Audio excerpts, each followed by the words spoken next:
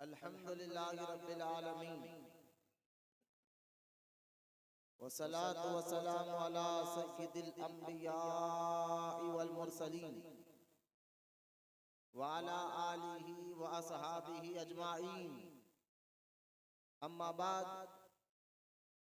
फ़क़ाल अल्लाहु तआला फ़िल क़ुरआनिल मजीद फ़अऊज़ु बिल्लाहि मिनश शैतानिर रजीम बिस्मिल्लाहिर रहमानिर रहीम। क़ुल बिफ़ज़लिल्लाहि व बिरहमतिही फ़बिज़ालिका फ़ल्यफ़रहू हुवा ख़ैरुम मिम्मा यजमऊन। आमन्तु बिल्लाहि सदक़ल्लाहुल अलियुल अज़ीम। वक़ाल अल्लाहु तआला बिशानि हबीबिहिल करीम इन्नल्लाहा व मलाइकतहु युसल्लूना अलन नबी या अय्युहल्लज़ीना आमनू सल्लु अलैहि व सल्लिमू तस्लीमा। अल्लाहुम्मा सल्लि अला सय्यिदना व मौलाना मुहम्मद मआदिनिल जूदि वल करम व अला आलिहि व बारिक व सल्लिम। सलातन व सलामन अलैका या रसूलल्लाह सल्लल्लाहु तआला अलैहि व आलिहि व सहबिहि व सल्लम। अम्मा बाद, हर तारीफ और बड़ाई सिर्फ अल्लाह ताला के लिए है जो सारे जहान का मालिक है, मुख्तार है और जो सारे जहान का पालनहार है। मैं इस बात की गवाही देता हूँ कि अल्लाह ताला के सिवा कोई इबादत के लायक नहीं, वो एक है, उसका कोई साथी और शरीक नहीं। और मैं इस बात की भी गवाही देता हूँ कि आपके और हमारे प्यारे आका और मौला हुजूर पुर नूर रहमते कौनैन हज़रत सैयदना मुहम्मद मुस्तफ़ा अहमद मुश्तबा सल्लल्लाहु ताला अलैहि व आलिहि व सहबिहि व सल्लम अल्लाह ताला के आखिरी रसूल और उसके बरगुज़ीदा बंदे हैं। अल्लाह ताला हुजूर अकरम नूर मुजस्सम रहमत आलम सल्लल्लाहु ताला अलैहि व आलिहि व सहबिहि व सल्लम पर अहले बैत, सहाबाए किराम, ताबईन और तबे ताबईन, औलियाए उम्मत पर क़यामत तक बकसरत रहमती और बरकतें नाजिल फरमाता रहे। आमीन। मोहब्बत से एक बार दुरूद शरीफ पढ़ लीजिए। अल्लाहुम्मा सल्ली अला सय्यिदना व मौलाना मुहम्मद मआदिनिल जूदि वल करम व अला आलिहि व बारिक व सल्लिम। सलातन व सलामन अलैका या रसूलल्लाह सल्लल्लाहु ताला अलैहि व आलिहि व सहबिहि व सल्लम। माज़ा सामईन, अस्सलामु अलैकुम व रहमतुल्लाहि व बरकातुहू।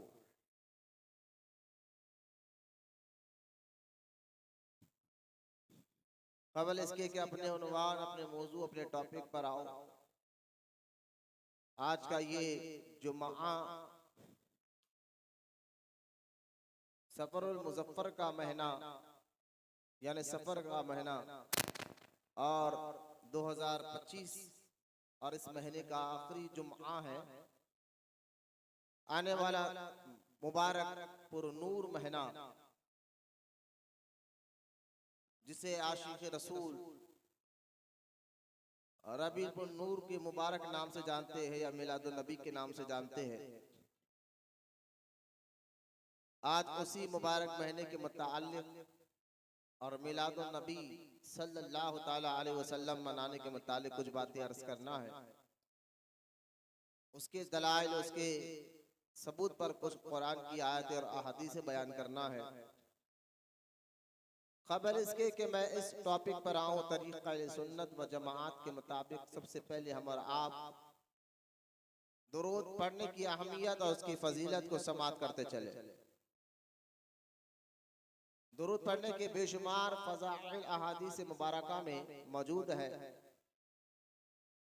उन्हीं अहादीस मुबारका में एक अहादीस पाक में आता है,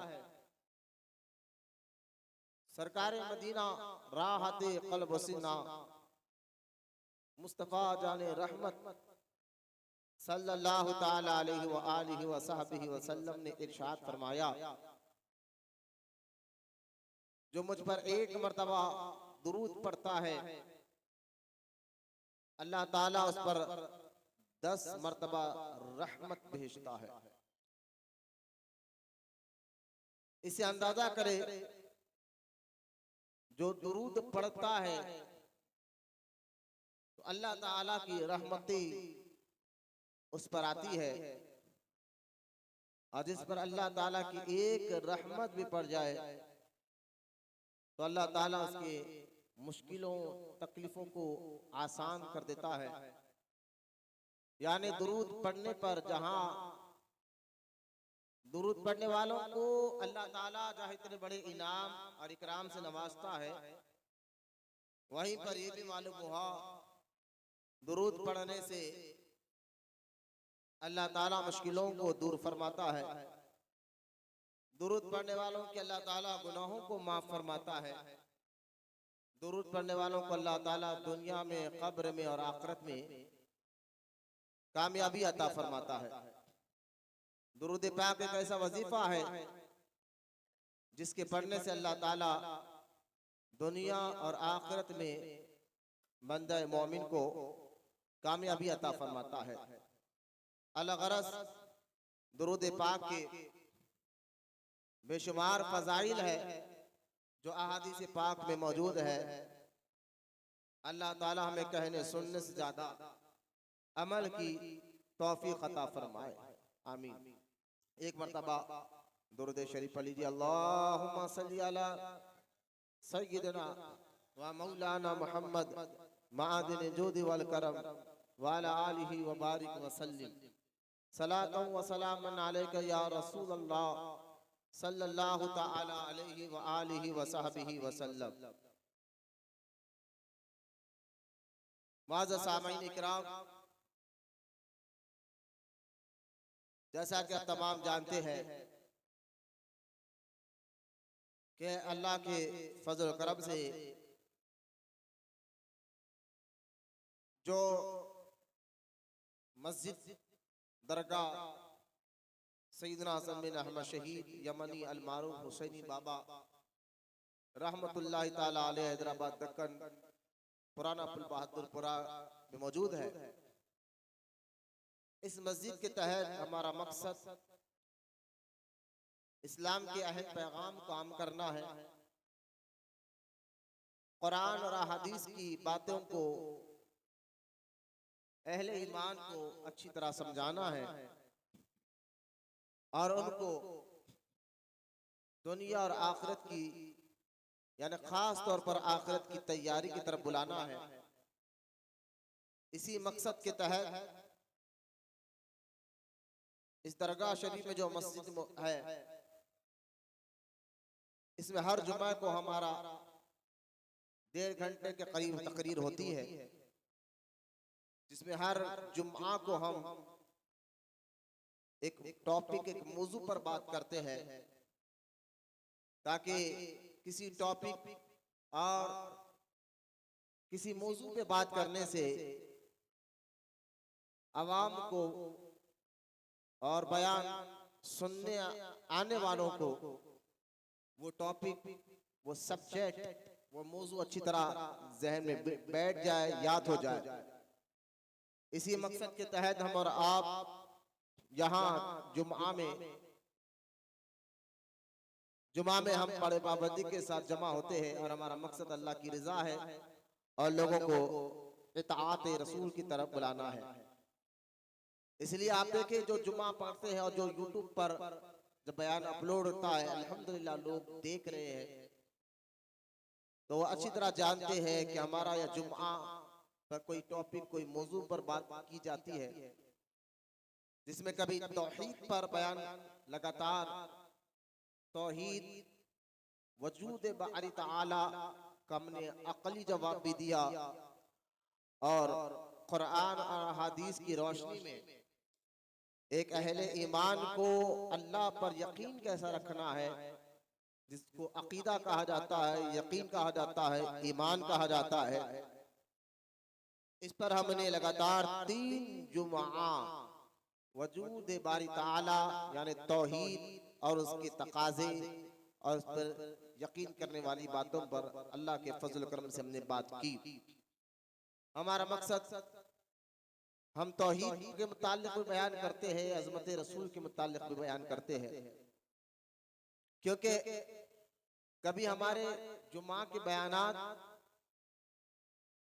जो है महीने की मुनासिबत से भी होते हैं, हालात हाजरा को देखते हुए भी जो वक्त जो हालात चलते हैं, तो उन हालात को देखते पर भी फिर उस हालात को नतीजा निकाल कर हम कुरान और हदीस की रोशनी में अहले ईमान को उन हालात से आगाह करते हैं और बताते हैं कि इन हालात में अपने ईमान को, अपने अकीदे को कैसे बचाना चाहिए, किससे बचना चाहिए।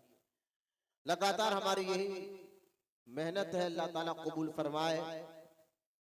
हमारा मकसद इखलास है, उसके सिवा और कुछ नहीं है।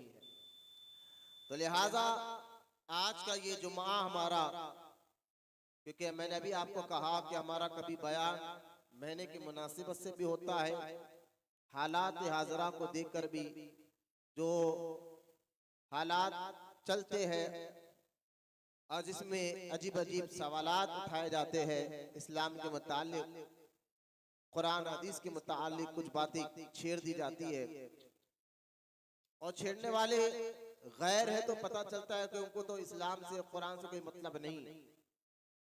लेकिन अगर कोई अपने आप को मुसलमान कहकर कुरान और अहादीस के मसाइल को छेड़ता है और उसको टकराने की कोशिश करता है, तो फिर हमें आगाह करना पड़ता है।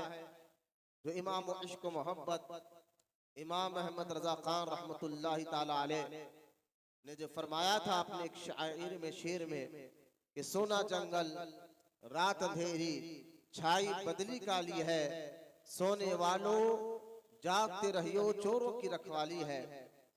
मतलब यही है कि जब ईमान पर हमला किया जाए, अकीदे पे हमला किया जाए, और ये हमला करने वाले कोई गैर मुस्लिम नहीं, यहूद और नसरानी नहीं, बल्कि अपने आप को मुसलमान बताकर हमला करने की कोशिश करे, तो फिर ऐसे हालात में मौजूदा उलमा की जिम्मेदारी होती है कि अवाम को ऐसे हालात पर आगाह करे और इन हालात से क्या करना चाहिए, इन हालात में आम मुसलमानों को, और इन हालात में अपने ईमान और अपने अकीदे को कैसे बचाना चाहिए, ये सारे जरिए मौजूदा दौर के उलमा पर बड़ी जिम्मेदारी होती है वो बयान कर कर, खास और जुमा की तकरीर या इंटरनेट पे बयानों को अपलोड कर कर अवाम तक, खासतौर सीधे साधे मुसलमानों तक इन बातों को बचाए और बताए कि एक मोमिन की क्या शान है और मुनाफिक मरदूद बदअकीदा उनकी क्या जिल्लत है, ये बताना मकसद होता है। तो इन्हीं हालात हाजरा को देखते हुए, कभी महीने की मुनासिबत को देखते हुए हम एक मौजू सेलेक्ट करते हैं, फिर उस मौजू पर हम हर जुमा अल्लाह के फजल करम से बयान कर कर लोगों में हमारी कोशिश होती है कि इन बातों को आम किया जाए और उनके ईमान को, उनके अकीदे को मजबूत किया जाए। हालात हाजरा को देखते हुए आज मैंने जो उन्वान इस जुम्मा में चुना है, इस उन्वान का नाम है मिलादुन नबी सल्लल्लाहु ताला अलैहि वसल्लम और उसका सबूत, यानी मिलाद मनाने का सबूत क्या है। क्योंकि जैसे ही रबीउन नूर का मुबारक महीना करीब आ जाता है, तो मैं अक्सर कहता हूँ कि आज इंटरनेट का दौर है, लोग जो है फेसबुक, यूट्यूब और इंस्टाग्राम पर ज्यादा वक्त लगाते हैं, तो उसमें कुछ अपने आप को मुसलमान कहने वाले बदअकीदा कुछ बातें ऐसे मिला देते हैं और छोटी छोटी रील बनाकर फिर ये मुबारक महीने जैसा आ जाए तो उसके खिलाफ बातें फैलाना शुरू कर देते हैं कि जी ये मिलाद करना कहाँ से साबित है, मिलाद क्यों करते हो, और ये झंडे क्यों लगाते हो, गलियां क्यों सजाते हो। हुजूर सल्लल्लाहु ताला अलैहि वसल्लम के मुबारक जमाने में हुजूर के मिलाद के दिन साहबा इकराम ऐसा अमल नहीं करते थे जैसे आज के मुसलमान कर रहे हैं। लिहाजा जो काम हुजूर के जमाने मुबारक में नहीं हुआ, जो आज के मुसलमान इस दौर में कर रहे हैं, तो ये बिदअत है। और इस्लाम में हर नया काम निकालने वाला बिदअती होता है और बिदअती दोज़ख में जाता है। ये कहकर शहद में जहर दिया जाता है और बताया समझाया जाता है कि ये बिदअत का काम है और ये काम नहीं करना चाहिए, यानी मिलाद नहीं मनाना चाहिए। तो क्या वाकई हर काम जो हुजूर के जमाने मुबारक में नहीं था जो इस जमाने में हो, तो वाकई ऐसा काम करने से कोई दोज़ख में जाएगा या बिदअती हो जाएगा?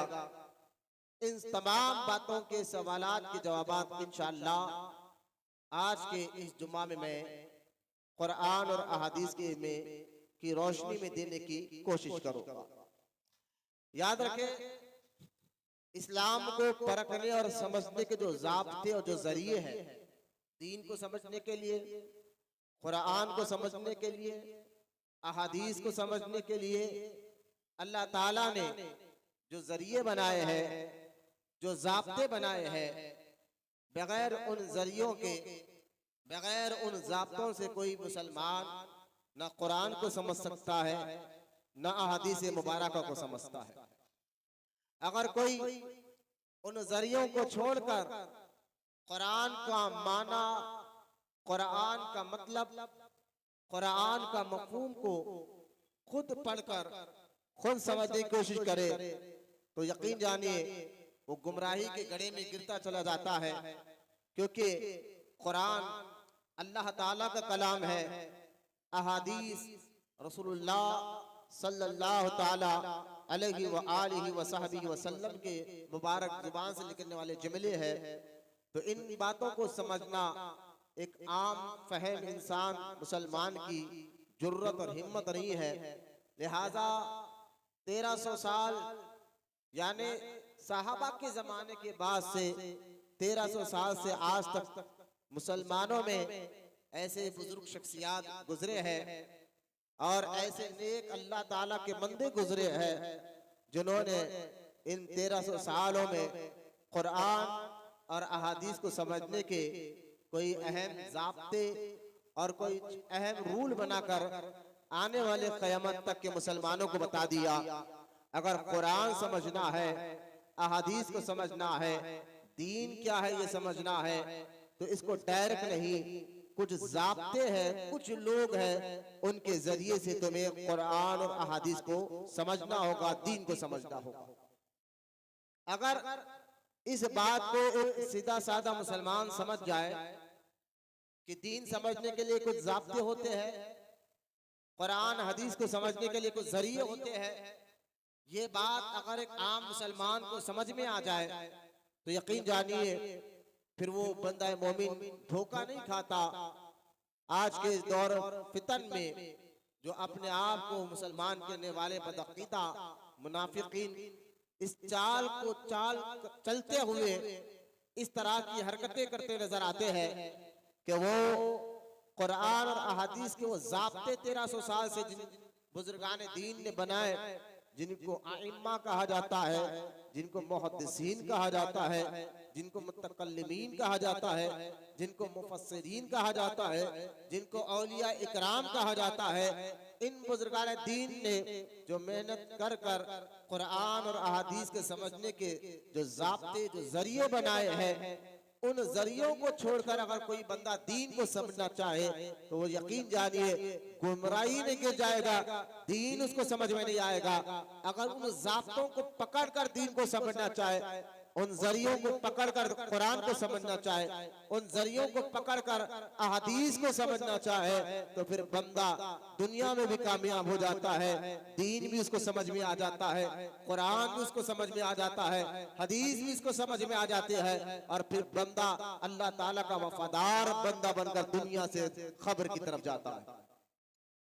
लिहाजा आज जो मामला चल रहे हैं दुनिया भर में, और बदअकीदा वहाबी जिन ज़ाब्तों को छोड़कर खुद साख्ता अपनी तरफ से गढ़ कर कुरान का तर्जुमा बयान करना, अहदीस के मुतालिक कुछ बातें अपनी तरफ से बयान करना, और बयान कर कर जो है फिर उसके खिलाफ जो लोगों को गलत तर्जमानी करना कि 1300 साल से बड़े बड़े आइम्मा, मुफस्सिरीन, मुतकल्लिमीन ने जो बात नहीं की, ये लोग ऐसी बातें कर कर फिर लोगों के जहनों को खराब कर कर उनके दिलों से ईमान को कमजोर कर देते हैं, और नतीजा ये निकलता है एक दिन बंदा दीन से बदगुमान हो जाता है, और कुरान और हदीस के मुतालिक उसके अंदर शक और शुबे पैदा हो जाते हैं, जब बंदा जरियों को छोड़ देता है जो जरिए कुरान और हदीस समझने के हैं।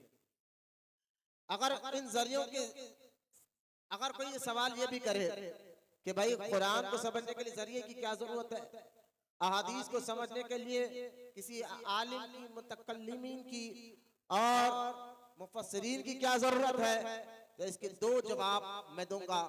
पहला जवाब ये कि देखो, कुरान और अहादीस को समझने के जरिए और उन जरियों को अपनाना किसी आइम्मा ने हुक्म नहीं दिया, किसी आलिम का ये फतवा नहीं है, किसी मुफ्ती का ये फतवा नहीं है कि इन जरियों के जरिए दीन को समझना, बल्कि उन जरियों के जरिए अल्लाह के लाए हुए कलाम, भेजे हुए कलाम को और रसूल सल्लल्लाहु ताला अलैहि वसल्लम के अहादीस को समझना है। तो उन जरिए, उन ज़ाब्ते, उन कानून को अपनाना होगा जिन कानून को आइम्मा ने बताया है, मुतकल्लिमीन ने बताया है, मुफस्सिरीन ने बताया है। तो ये राब्ते ज़ाब्ते जरिए उन मुतकल्लिमीन ने खुद से नहीं बताए, उन मुफस्सिरीन ने खुद से नहीं बताए, बल्कि ये अल्लाह ताला का हुक्म भी है कि कुरान में अल्लाह ताला ने सूरह तौबा और आयत नंबर 122 में फरमाता है, तुम में से कुछ ज़हीन लोग आकर दीन को समझे और फिर जाकर अपने लोगों में दीन को समझाए। लिहाजा कुरान को समझकर आगे दूसरों के उनके जरिए समझना ये अल्लाह ताला का हुक्म भी है। इसलिए इसका जवाब एक और आसान कर मैं बता देता हूँ। सूरह फातिहा में तो अल्लाह ताला ने फरमाया, सिरातल लज़ीना अनअमता अलैहिम, उनके रास्ते पर चलो जिन पर अल्लाह ताला ने इनाम रखा है। लिहाजा इन जरियों को अपनाना, जिन जरियों से कुरान को समझा जा सकता है, अहादीस को समझा जा सकता है, दीन को समझा जा सकता है, तो ये जरिए अपनाने का हुक्म खुद अल्लाह ताला हुक्म दे रहा है। ये बात कुरान की 2 आयतों से मैंने अपने सामने हवाला जात पेश कर दिया। अहादीस में भी अगर आप पढ़े तो सहाबा इकराम जिनकी जुबान मादी जुबान अरबी थी और पैदाइशी अरब थे, लेकिन सहाबा इकराम के जमाने मुबारक में जब भी मेरे आका मुस्तफा जाने रहमत पर कुछ आयत उतरती तो फिर सहाबा उस आयत का मतलब और मफहूम जो अरबी में कुरान उतरा है जानते थे, लेकिन सही समझने के लिए वो हुजूर सल्लल्लाहु ताला अलैहि वसल्लम से सवालात कर कर फिर उस आयत का सही मतलब और मफहूम समझा करते थे। सहाबा इकराम के ये रवैये से, उनके तरीके से पता चला कि कुरान अल्लाह का कलाम है, इसको खुद से नहीं हुजूर के जरिए समझा जाता है। और फिर दौर आगे बढ़ा तो सहाबा ने जो कुरान को, अहादीस को अल्लाह उसके रसूल से समझा था, फिर उन्होंने अपने बाद वालों को समझाया जिनको ताबई कहते हैं। ताबईन ने फिर अपने बाद वालों को समझाया जिनको तबे ताबईन कहा जाता है। तबे ताबईन ने फिर अपने बाद वाले आने वाले आइम्मा और मुफस्सिरीन को समझाया जिनको औलिया इकराम कहा जाता है। बस ये इस्लाम इसी तरह चैन को अगर आप देखता जाए तो कुरान और अहादीस को ज़ाब्ते और जरिए से समझा जाएगा जाएगा खुद से और खुद फैसला कर कर, खुद कुरान पढ़कर, खुद हदीस पढ़कर। न कुरान को समझा जा सकता है न हदीस को समझा जा सकता है जब तक इस चैन के तहत यानी इन आइम्मा मुतकल्लिमीन मुफस्सिरीन के जरिए कुरान को और अहादीस को समझा नहीं जा सकता जब तक इनका दामन हाथ में ना ले। जब इनको पकड़ेंगे तो कुरान भी समझ में आ जाएगा, दीन भी समझ में आ जाएगा, अहादीस भी समझ में आ जाएगा, मिलाद भी समझ में आ जाएगा और झंडे लगाना भी समझ में आ जाएगा। जैसा ही इन जरियों को छोड़ो, कुरान अपनी तरफ से समझो। बंदा यहाँ पर आके धोखा करता है, तुमको कहना भाई आज के दौर में तुम कहते हैं कुरान खुद पढ़ो खुद समझो, ये तरीका तो असल में बिदअत है, बिदअती तरीका है कि कुरान खुद पढ़ो खुद समझो। ये काम ना सहाबा ने किया है ना हुजूर सल्लल्लाहु ताला अलैहि वसल्लम ने ये काम करने की इजाजत दी है, बल्कि आप गौर करें सहाबा तो कुरान पर उतरता तो सरकार से पूछ कर उसका मतलब और मफहूम समझाया करते थे। और सहाबा का ये तरीका यही अहले सुन्नत व जमात का तरीका है जो आज तक चलते हुए आ रहा है कि वो कुरान और हदीस के कोई भी मसला हो कि वो अपने आइम्मा, अपने मुतकल्लिमीन और मुफस्सिरीन के कहने पर चलकर अपने ईमान को, अपने अकीदे को मजबूत करते हैं। ये तमाम ज़ाब्तों को छोड़कर कोई दीन को नहीं समझ सकता। ये कुरान हदीस का मैंने 2 आयत और 1 हदीस पढ़कर आपको बता दिया कि ये जरिए किसी मुफ्ती ने नहीं बनाए, अल्लाह ताला उसके रसूल ने खुद बताए कि इन ज़ाब्ते और इन जरिए के जरिए दीन को समझा जा सकता है। अगर अक्ली तौर पर भी गौर किया जाए तो आज मार्केट में बड़े बड़े किताबें मौजूद है तिब के यानी डॉक्टरियत के, तो कोई डॉक्टर और कोई तबीब जो है कुरान कोई किताब पढ़कर खुद डॉक्टर नहीं बन जाता।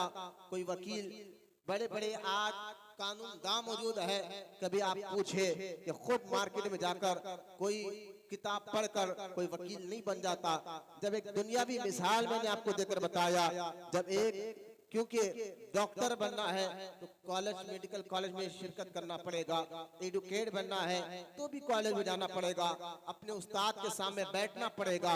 जब एक दुनियावी किताब तुम्हें बगैर उस्ताद के समझ में नहीं आ सकती तो कुरान और हदीस के मफहूम और मतलब बगैर उस्ताद और बगैर उनके जरिए तुम्हें हरगिज समझ में नहीं आ सकती। ये बात आपको जहन में बिठा लेना चाहिए।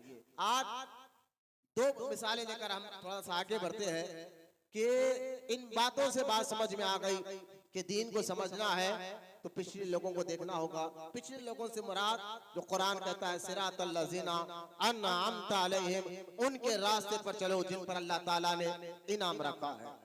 आज इस पुरफितन दौर में जैसा ही मिलादुन नबी का ये मुबारक महीना आता है, फिर फेसबुक, इंटरनेट पर ये बातें गश्त करना लग जाती है कि भाई मिलाद करना कुरान में कहाँ लिखा है, अहादीस में कहाँ लिखा है और कहाँ पर लिखा है कि मिलाद करना है। तो आप और फिर वो कह देते कि करना बिदअत है और ऐसा काम करना जो हुजूर के जमाने में ना लिया आज हो रहा है, ऐसा काम बिदअत है। तो फिर बिदअती कहकर, फिर बिदअत कहकर फतवा देकर हमें मिलाद और मिलाद करने से दूर करने की जो आज माज़अल्लाह साजिश की जा रही है, तो इंशाअल्लाह अल्लाह ताला उलमाए अहले सुन्नत को सलामत रखे। जब तक ये सलामत रहेंगे अल्लाह ताला हुजूर अलैहिस्सलातु वस्सलाम का मिलाद इनके जरिए कराते रहेगा। लिहाजा आज ये बिदअत का मतलब भी समझना जरूरी है। बिदअत कहते किसको है, उसका मफहूम क्या है, इसको भी समझना जरूरी है। लेकिन सबसे पहले जो आयत मैंने पढ़ी है कुरान पाक की, वो आयत पर मैं कुछ बात करना चाहता हूँ तफसीर के हवाले से, जिसमें अल्लाह ताला ने इरशाद फरमाया कुल बिफज़लिल्लाहि व बिरहमतिही फबिज़ालिका फलयफ़रहू। अल्लाह ताला इरशाद फरमाता है, ऐ महबूब आप फरमाओ अल्लाह के फजल और उसकी रहमत मिलने पर तुम्हें खुशी करना चाहिए, खुशी मनाना चाहिए। अल्लाह का फजल और रहमत मिलने पर, अल्लाह का फजल और उसकी रहमत मिलने पर खुशी का इजहार करना चाहिए, खुशी मनाना चाहिए। फिर आगे अल्लाह ताला फरमाता है हुवा खैरुम मिम्मा यजमाऊन, और याद रखो अल्लाह का फजल और उसकी रहमत पर खुशी मनाना करे वो उन सब कामों से, सब धन दौलत से बेहतर चीज है। यानी जो तुम अपने पास माल दौलत जमा करते हो, अगर तुम्हें ये बात समझ में आ जाए कि अल्लाह का फजल और उसकी रहमत मिलने पर तुम खुशी का इजहार करते, और ये बात तुम्हें समझ में आ जाए ये बात माल जमा करने, दौलत जमा करने से बेहतर है कि अल्लाह के फजल और उसकी रहमत पर खुशियां मनाए। यानी एक बंदा धन जमा करता है, दौलत जमा करता है, मुतमईन होता है, खुश हो जाता है और कहता है भाई मेरे पास इतनी दौलत है, इतना माल है, इतना पैसा है। लेकिन अल्लाह ताला फरमाता है अगर तुम्हें पता चल जाए अल्लाह का फजल क्या है, उसकी रहमत क्या है, तो ये दौलत और माल जमा करने पर तुम्हें खुशी नहीं होती जितना अल्लाह के फजल और उसकी रहमत मिलने पर तुम्हें खुश होना चाहिए और खुशी मनाना चाहिए।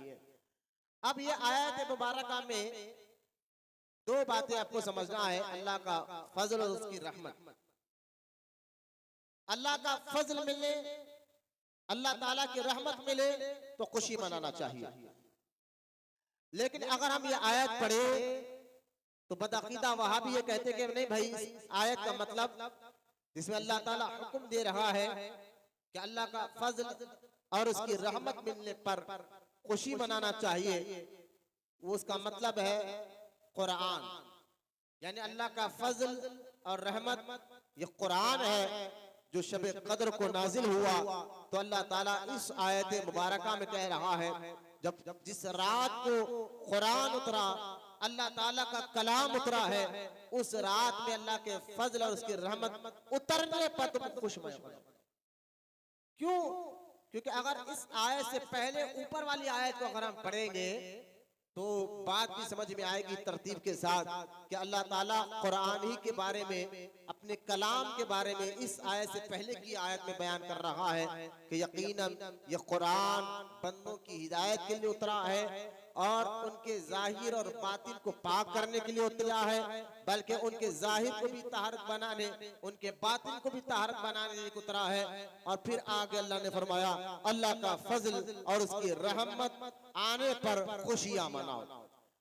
अब कोई ये कह सकता है कि हाँ इस आयत के अगर ऊपर से हम पढ़ते हुए आए तो यहाँ तो अल्लाह ताला कुरान के उतरने पर खुशी मनाने का हुक्म दे रहा है, क्योंकि ऊपर से अगर आयत आ रही है तो बात यही पता चल रही है। क्या वाकई यही बात है?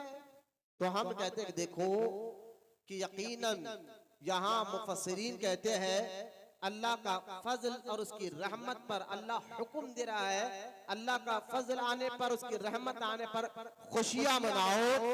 तो इसका मफहूम और मतलब यही है कि कुरान जो अल्लाह का कलाम शब कद्र को उतरा है, इस रात पर खुशी मनाओ, अल्लाह का शुक्र अदा करो और उसके फजल का शुक्र अदा करो। तो अब यहाँ सवाल ये उठता है, यहाँ तो कुरान उतरने पर खुशी मनाने का हुक्म है और आप ये आयत पढ़कर ये कहना चाहते हैं कि हुजूर के पैदा होने पर, हुजूर के पैदाइश पर खुशी मनाना और खुशी का इजहार करना, ये जो है आप इस आयत से कैसे हवाला ले सकते हैं और इस आयत मुबारका से आप ये कैसे कह सकते हैं? इस आयत में अल्लाह ताला तो कुरान के उतरने पर खुशी मनाने का हुक्म दे रहा है और आप कह रहे हैं कि हुजूर के पैदा होने पर खुशी मनाने का हुक्म दे। तो अब इसका जवाब सुन लीजिए। सवाल करने वाला ये कर सकता है इस आयत में अल्लाह का फजल उसकी रहमत पर खुशी मनाने का हुक्म जो आ रहा है, इस आयत मुबारका में अल्लाह का फजल मिलने पर खुशी मनाओ, अल्लाह की रहमत मिलने पर खुशी का इजहार करो। इससे मुराद तो कुरान है, कुरान के उतरने पर खुशी मनाना है, ये उसकी फजल है, उसका रहमत है। यहाँ पर इस आयत में हुजूर का जिक्र नहीं है, हुजूर की मिलाद का जिक्र नहीं है। हम कहते बात सही कहते हो, लेकिन एक बात याद रखो, अल्लाह का फजल, अल्लाह की रहमत कुरान भी है और मुस्तफा की जाते मुबारका भी है। अल्लाह का फजल, अल्लाह ताला की रहमत, कुरान भी है, हुजूर की जात मुबारका भी है। अगर आप कोई कह सकते हैं नहीं ये आप कैद कर रहे हैं, ये गलत तर्जुमानी कर रहे हैं, तो हम बदअकीदा वहाबियों को जवाब देते हैं कैद हमरे, कैद का लगाम तो तुम लगा रहे हो। यहाँ पर कुरान, यहाँ पर तो अल्लाह ने ये नहीं कहा कि अल्लाह के फजल से मुराद यानी कुरान के उतरने पर खुशी मनाओ, कहा फजल और उसकी रहमत के आने पर खुशी मनाओ। तो हम कहते हैं अल्लाह का फजल, अल्लाह की रहमत, जहां कुरान पाक भी है तो अल्लाह का फजल, अल्लाह की रहमत, हुजूर की जाते मुबारका भी है। क्यों? जहां कुरान अगर अल्लाह का फजल है तो हुजूर रहमतुल लिल आलमीन है। कुरान में अल्लाह खुद फरमाता है वमा अरसलनाका इल्ला रहमतल लिल आलमीन। लिहाजा रहमत मिलने पर भी खुशियां मनाओ। मैंने कहा ये रहमतुल आलमीन के आने पर खुशी मनाना इस आयत से भी पता चल रहा है। और दूसरी बात यह है, देखे जिस रात पर कुरान उतरा, अल्लाह का फजल है, उसकी रहमत है कुरान।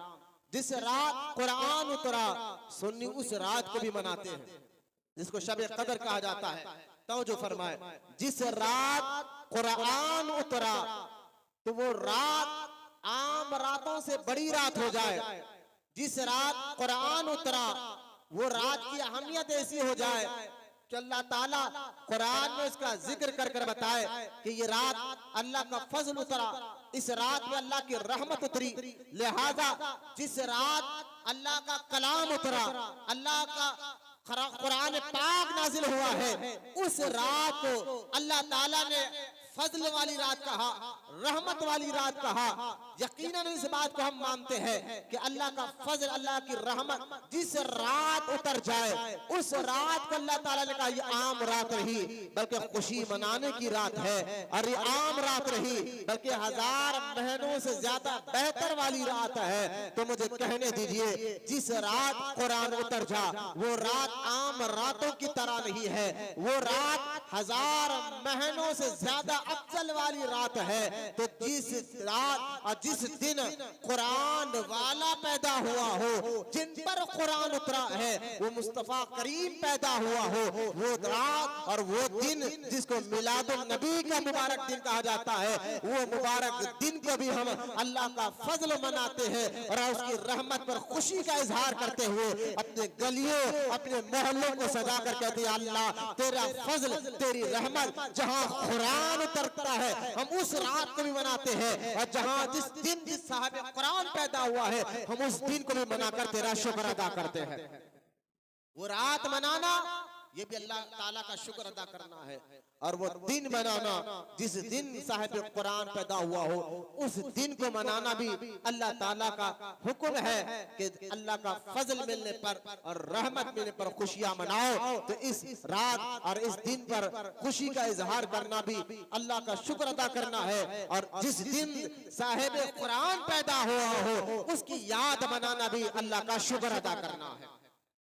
लिहाजा ये पहली आयत का मैं हवाला दे रहा हूं कि मिलाद पर खुशी मनाने का हुक्म यानी अल्लाह के फजल और उसकी रहमत पर खुशी मनाओ, ये अल्लाह का हुक्म है।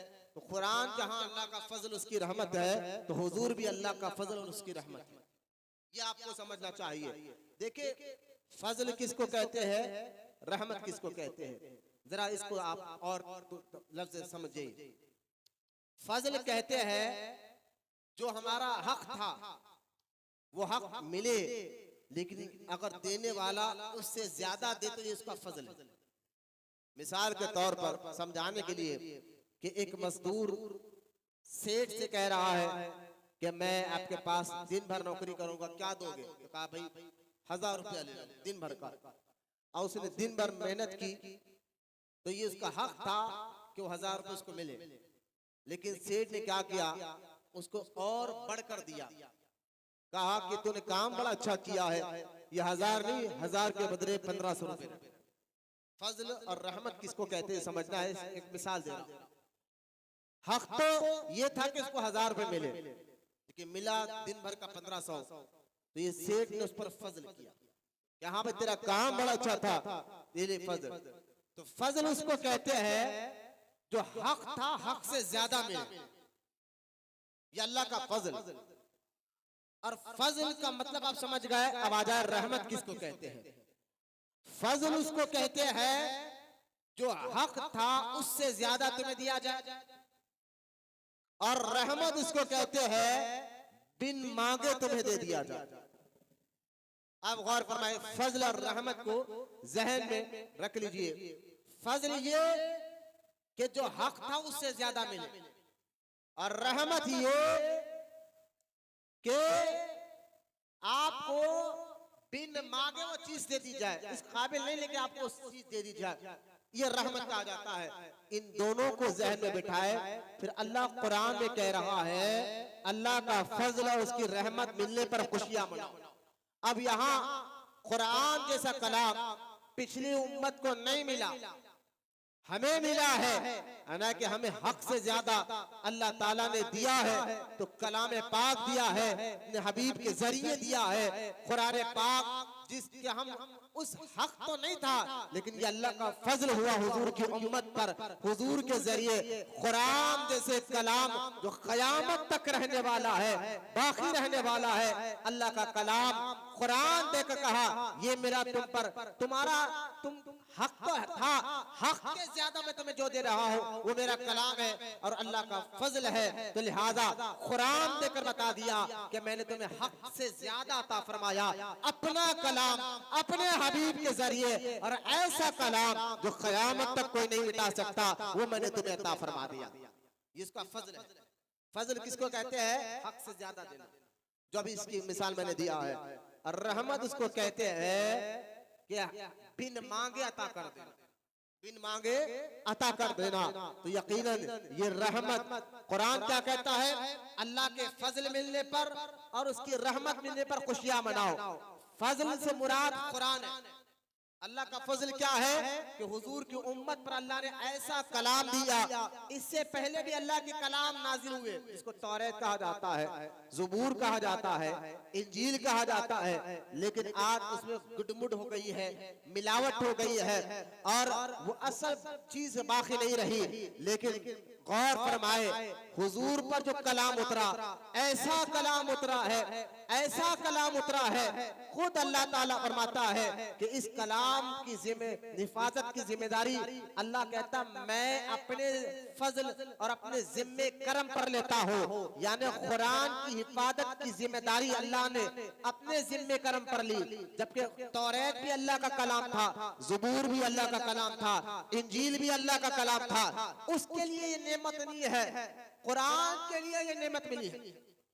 यानी ज़बूर के लिए ये हुक्म नहीं आया, इंजील के लिए ये हुक्म नहीं आया, बल्कि कुरान के लिए ये हुक्म आया कि ये वो कुरान वो कलाम है जिसकी जिम्मेदारी अल्लाह अपने जिम्मे करम पर लेकर कहता है मैं अपने फजल से अपने जिम्मे करम पर लेता हूँ। तो यकीनन कुरान रब का वो कलाम है जो तौरात से ज्यादा अहमियत वाला, इंजील से ज्यादा अहमियत वाला, ज़बूर से ज्यादा अहमियत वाला है। और दिया भी अल्लाह ताला अपने हबीब को, उम्मत को। अल्लाह का फजल है कि हक तो था, लेकिन हक से ज्यादा जो दिया है वो अल्लाह का फजल, वो कुरान की सूरत में आज हर सीने हाफिज कुरान के सीने में भी मौजूद है, और अहले मुसलमान और अहले ईमान के घरों में किताब की शक्ल में भी कुरान मौजूद है। ये अल्लाह का फजल है। और अल्लाह कुरान में क्या कहता है, जो मैंने आयत पढ़ी है सूरह यूनुस की, कि अल्लाह का फजल मिलने पर खुशियां मनाओ। अल्लाह का फजल क्या है? कुरान। यकीनन कुरान मैंने अभी मतलब बता दिया, फजल उसको कहते हैं जो हक से ज्यादा मिले।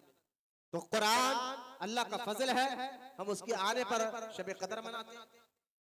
लिहाजा उसके बाद क्या कहा, बात क्या कहा, वबी रहमती की, और अल्लाह का फजल और उसकी रहमत मिलने पर भी खुश। तो रहमत क्या है?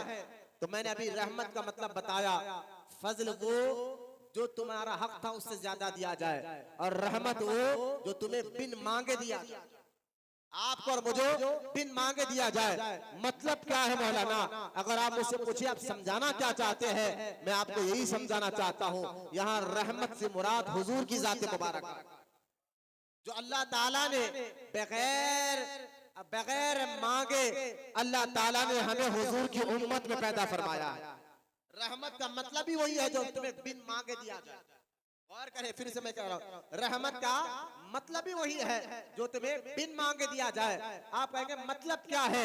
अरे भाई मतलब ये है कि बड़े बड़े नबियों ने दुआ की थी, या अल्लाह, नबियों की आजिज़ी थी लेकिन उन्होंने दुआ मांगी और उनकी मोहब्बत देखी हुजूर सल्लल्लाहु ताला अलैहि व आलिहि व सहबी वसल्लम से कि उन्होंने दुआ की थी, या अल्लाह तुम्हें नबी ना भी बनाता तो भाई कोई बात नहीं, लेकिन तेरे हबीब की उम्मत में पैदा कर दे, तेरी हबीब की उम्मत में हमें पैदा कर देता। तो बड़े बड़े नबियों ने दुआएं मांगी कि काश हम तेरे हबीब की उम्मत में पैदा होते, लेकिन अब गौर फरमाए उन्हें नहीं पैदा किया गया। आपके हमारे बारे में तो कुछ पता नहीं, हमने दुआ किया नहीं की, लेकिन अल्लाह ताला का करम देखे, बिन मांगे हमें हुजूर की उम्मत में पैदा फरमाया। हमने कहा कुछ नहीं लेकिन पैदा फरमाया। तो रहमत उसी को कहते हैं जो बिन मांगे तुम्हें दिया जाए, और फजल उसको कहते हैं जो तुम्हारा हक है उससे ज्यादा तुम्हें दिया जाए।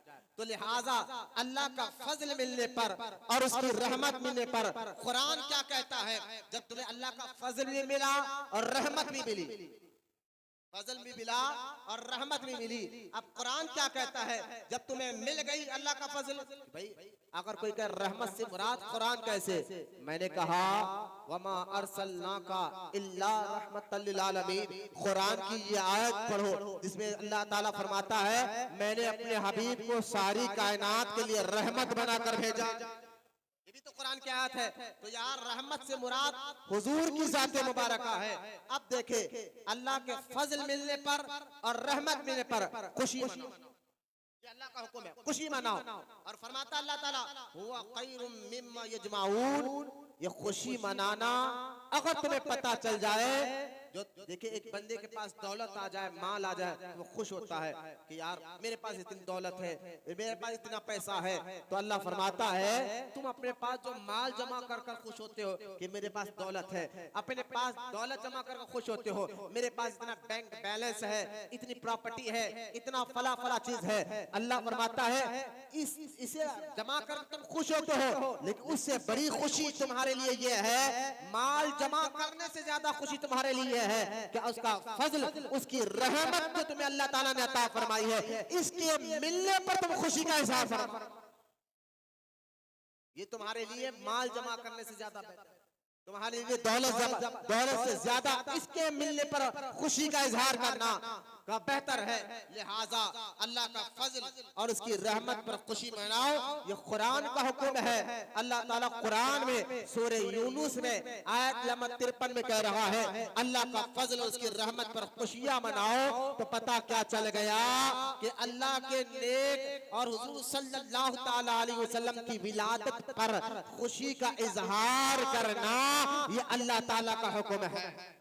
मिलाद के लिए कुरान की ये एक आयत मुसलमानों को समझ में आ जाए तो वहाबियत का जहर उनके दिल दिमाग में नहीं आ सकेगा, चाहे वो रील के जरिए हो, चाहे वीडियो के जरिए हो। बदअकीदा वहाबी तुम्हारे ईमान को और तुम्हारे अकीदे को भटकाना शुरू करे तो यकीन जानिए ये एक आयत अगर आपको समझ में आ जाए तो आपका दिल दिमाग में उनकी वहाबियत का जहर का असर नहीं होगा, बल्कि आप यही कहेंगे उन्हें जाना, उन्हें माना और न रखा खैर से काम, लिल्लाहिल हम्द मैं दुनिया से मुसलमान। जो आला हज़रत ने ये शेर बयान फरमाया है।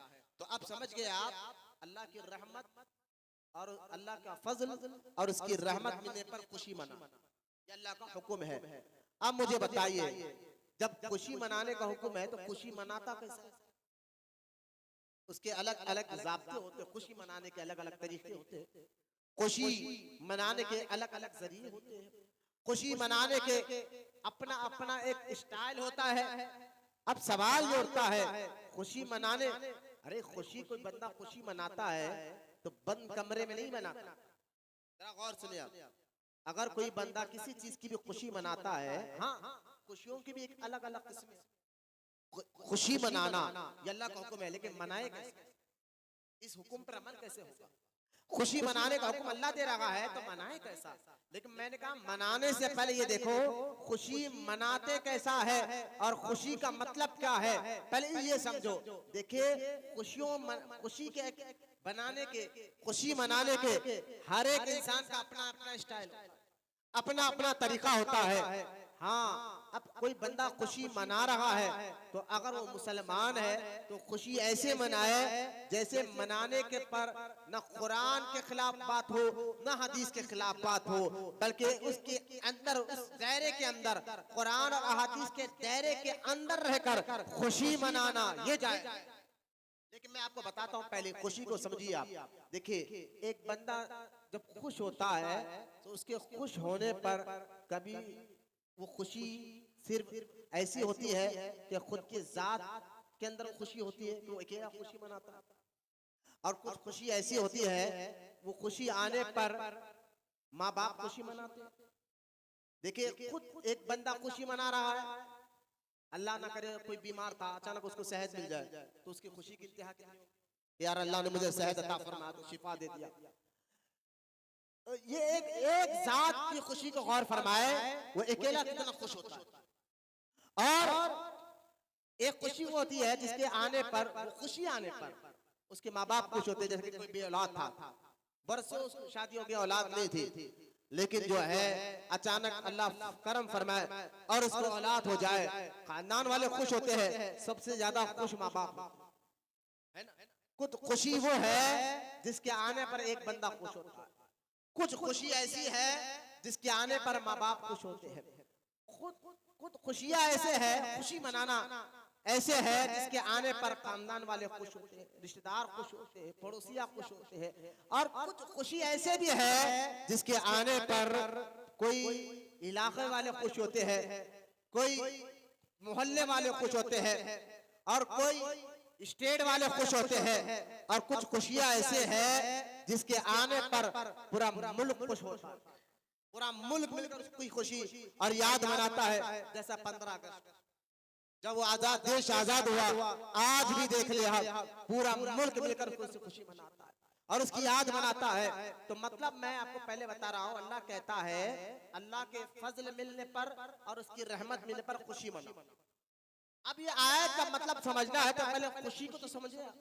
खुशी कहते किसको है? तो मैंने उसके अलग अलग ज़ाब्ते बताए हैं, खुशियों के अलग अलग तरीके बताए हैं। कोई खुशी ऐसी है जिसके आने पर एक बंदा खुश होता है, कुछ खुशियां ऐसी होती है जिसके आने पर माँ बाप खुश होते हैं, कुछ खुशियां ऐसे है जिसके आने पर जो है खानदान वाले खुश होते हैं, कुछ खुशियां ऐसे है जिसके आने पर मोहल्ले वाले खुश होते हैं, कुछ खुशियां ऐसे होते हैं जिसके आने पर एक मुल्क का स्टेट खुशी मनाता है, और कुछ खुशियां ऐसे होते हैं जिसके आने पर पूरा मुल्क खुशी मनाता है। लेकिन याद रखो मुसलमानों, इसी जमीन के ऊपर और इसी आसमान के नीचे एक खुशी ऐसी भी थी जिसके आने पर जमीन भी खुशी मना रहा था, आसमान भी खुशियां मना रहे थे, चांद भी खुशियां मना रहे थे, तारे भी खुशियां मना रहे थे, सूरज भी खुशियां मना रहे थे, सारी कायनात का जर्रा जर्रा खुशी मना रहा था, हैवानात खुशी मना रहे थे, पहाड़ खुशियां मना रहे थे, ठार खुशियां मना रहे थे,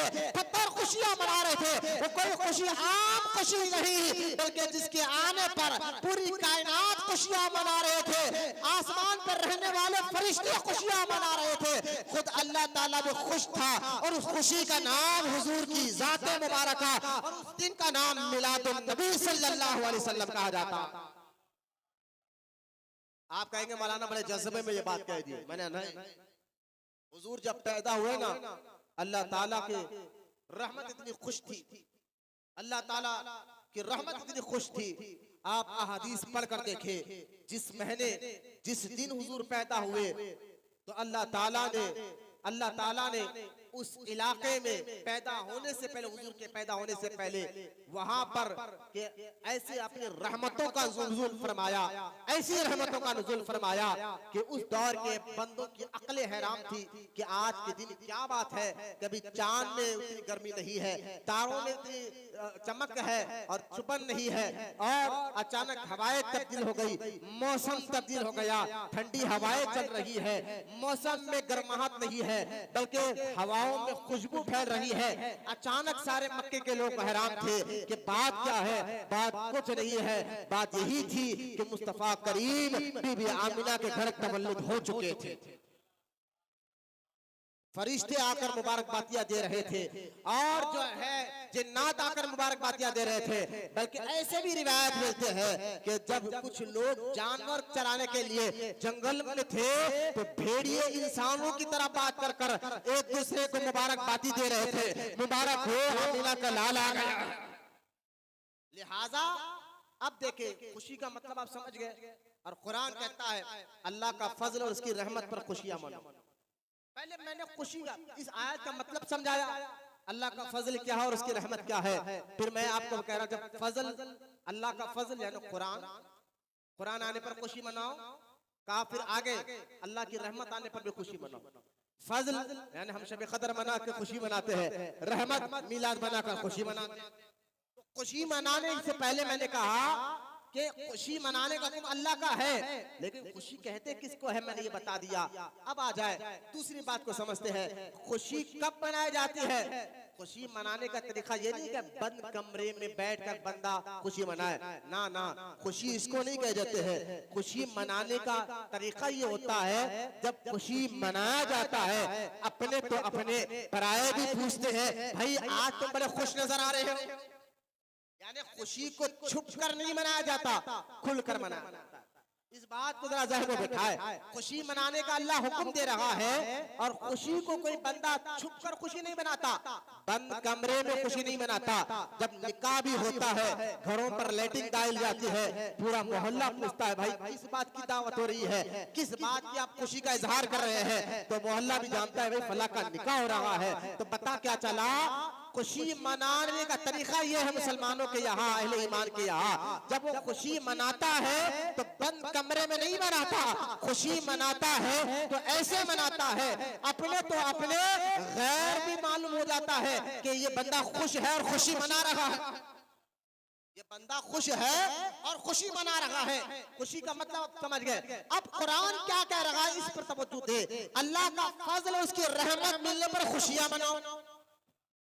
आप खुशी मनाओ तो अब आपको पता चल गया खुशी ऐसे नहीं मनाई जाती कि बंद कमरे में बैठकर, बल्कि ऐसे मनाई जाती है अपने तो अपने परायों को भी पता चल जाता है। अब मुझे बताइए यहाँ अल्लाह कहता है उसकी रहमत और उसका फजल मिलने पर खुशियां मनाओ, तो बंदा जानता है अल्लाह का फजल कुरान है तो शबे कदर मनाकर पूरे लोगों को बताता कि आज कुरान उतरा, हम उसकी खुशी मना रहे हैं। इत्तिकाफ में बैठकर बंदा ये बताता है कि हम अल्लाह के घर में बैठकर बता रहे रमजान मुबारक के आखिरी अशरे में कि अल्लाह का कलाम उतरा था, इसलिए उसकी याद में उसकी खुशी में हम अल्लाह के घर में बैठकर खुशी मना रहे हैं। और जब अल्लाह की रहमत आई जिसको हुजूर की ज़ात मुबारक है तो मोहल्ले को सजाकर, गलियों को सजाकर, घरों को सजाकर, ये लिहाजा खुशी का इजहार कर कर कहता है। लोग पूछते हैं क्या बात है कि आज घर भी सजा हुआ है, मोहल्ला भी सजा हुआ है, घरों पर भी लाइटिंग है, मोहल्लों में भी लाइटिंग है, झंडे दिख रहे हैं, लाइटिंग दिख रही है, तो उसको बताया जाता है ये मेरे रब का हुक्म है, उसकी रहमत आने पर खुशी का इजहार किया जाए। अगर ये एक आयत समझ में आ जाए ना आप बच्चों तो आपको वहाबी में हिम्मत नहीं है कि आपके ईमान और अकीदे को भटका सके। वहाबी और बदअकीदा में जुर्रत नहीं है कि आपके ईमान और अकीदे को भटका सके।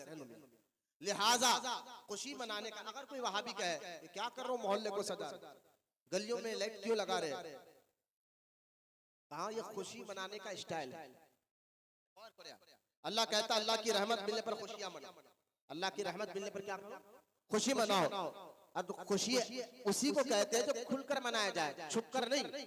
लिहाजा ये अल्लाह की रहमत हुजूर के पैदाइश वाला महिमा है, इसलिए हम गलियों को सजा रहे हैं, मोहल्लों को सजा रहे हैं। ये बात अगर समझ में आ जाए तो कोई बंदा ना लाइट पर इतराज कर सकता है, ना झंडों पर इतराज कर सकता है। लेकिन फिर भी देखे आज ये दौर फितनों का दौर है, शहद में जहर दिया जाता है और नौजवानों को भटका जाता है। ठीक है भाई आप खुशी मना रहे हैं, मनाइए, लाइट लगाकर, गली सजाकर, झंडे सजाकर, सारे चीजें आप मना रहे हैं, ठीक है आप मनाइए, आपके इस खुशी मनाने का हमें कोई इतराज नहीं। लेकिन फिर शहद में जहर देते हुए एक सवाल और कर दिया जाता है, जैसी खुशी आप मना रहे हैं हुजूर की मिलाद की, क्या ऐसी खुशी सहाबा ने मनाया था? क्या हुजूर सल्लल्लाहु ताला अलैहि वसल्लम ने मनाया था? क्या हुजूर सल्लल्लाहु ताला अलैहि वसल्लम ने खुशी मनाने के लिए हुक्म दिया था कि जब मेरे पैदाइश का दिन आए तो गलियों को सजाओ, मोहल्लों को सजाओ, झंडे लगाओ? ये हुक्म क्या हुजूर ने दिया था? क्या सहाबा ने ऐसा काम किया था? अब एक आम बंदा का नहीं, ऐसा हुक्म तो हुजूर के दौर में नहीं था, तो फिर इस दौर में क्यों हो रहा है? ऐसे खुशी मनाना ये बिदअत, ये दीन में नया काम निकालना है, नया तरीका निकालना है। अब ये शहद में जहर देकर बिदअत का एक फतवा देकर लोगों को फिर रोका जाता है, जबकि मैंने अभी आपको कहा खुशी कब मनाई जाती है?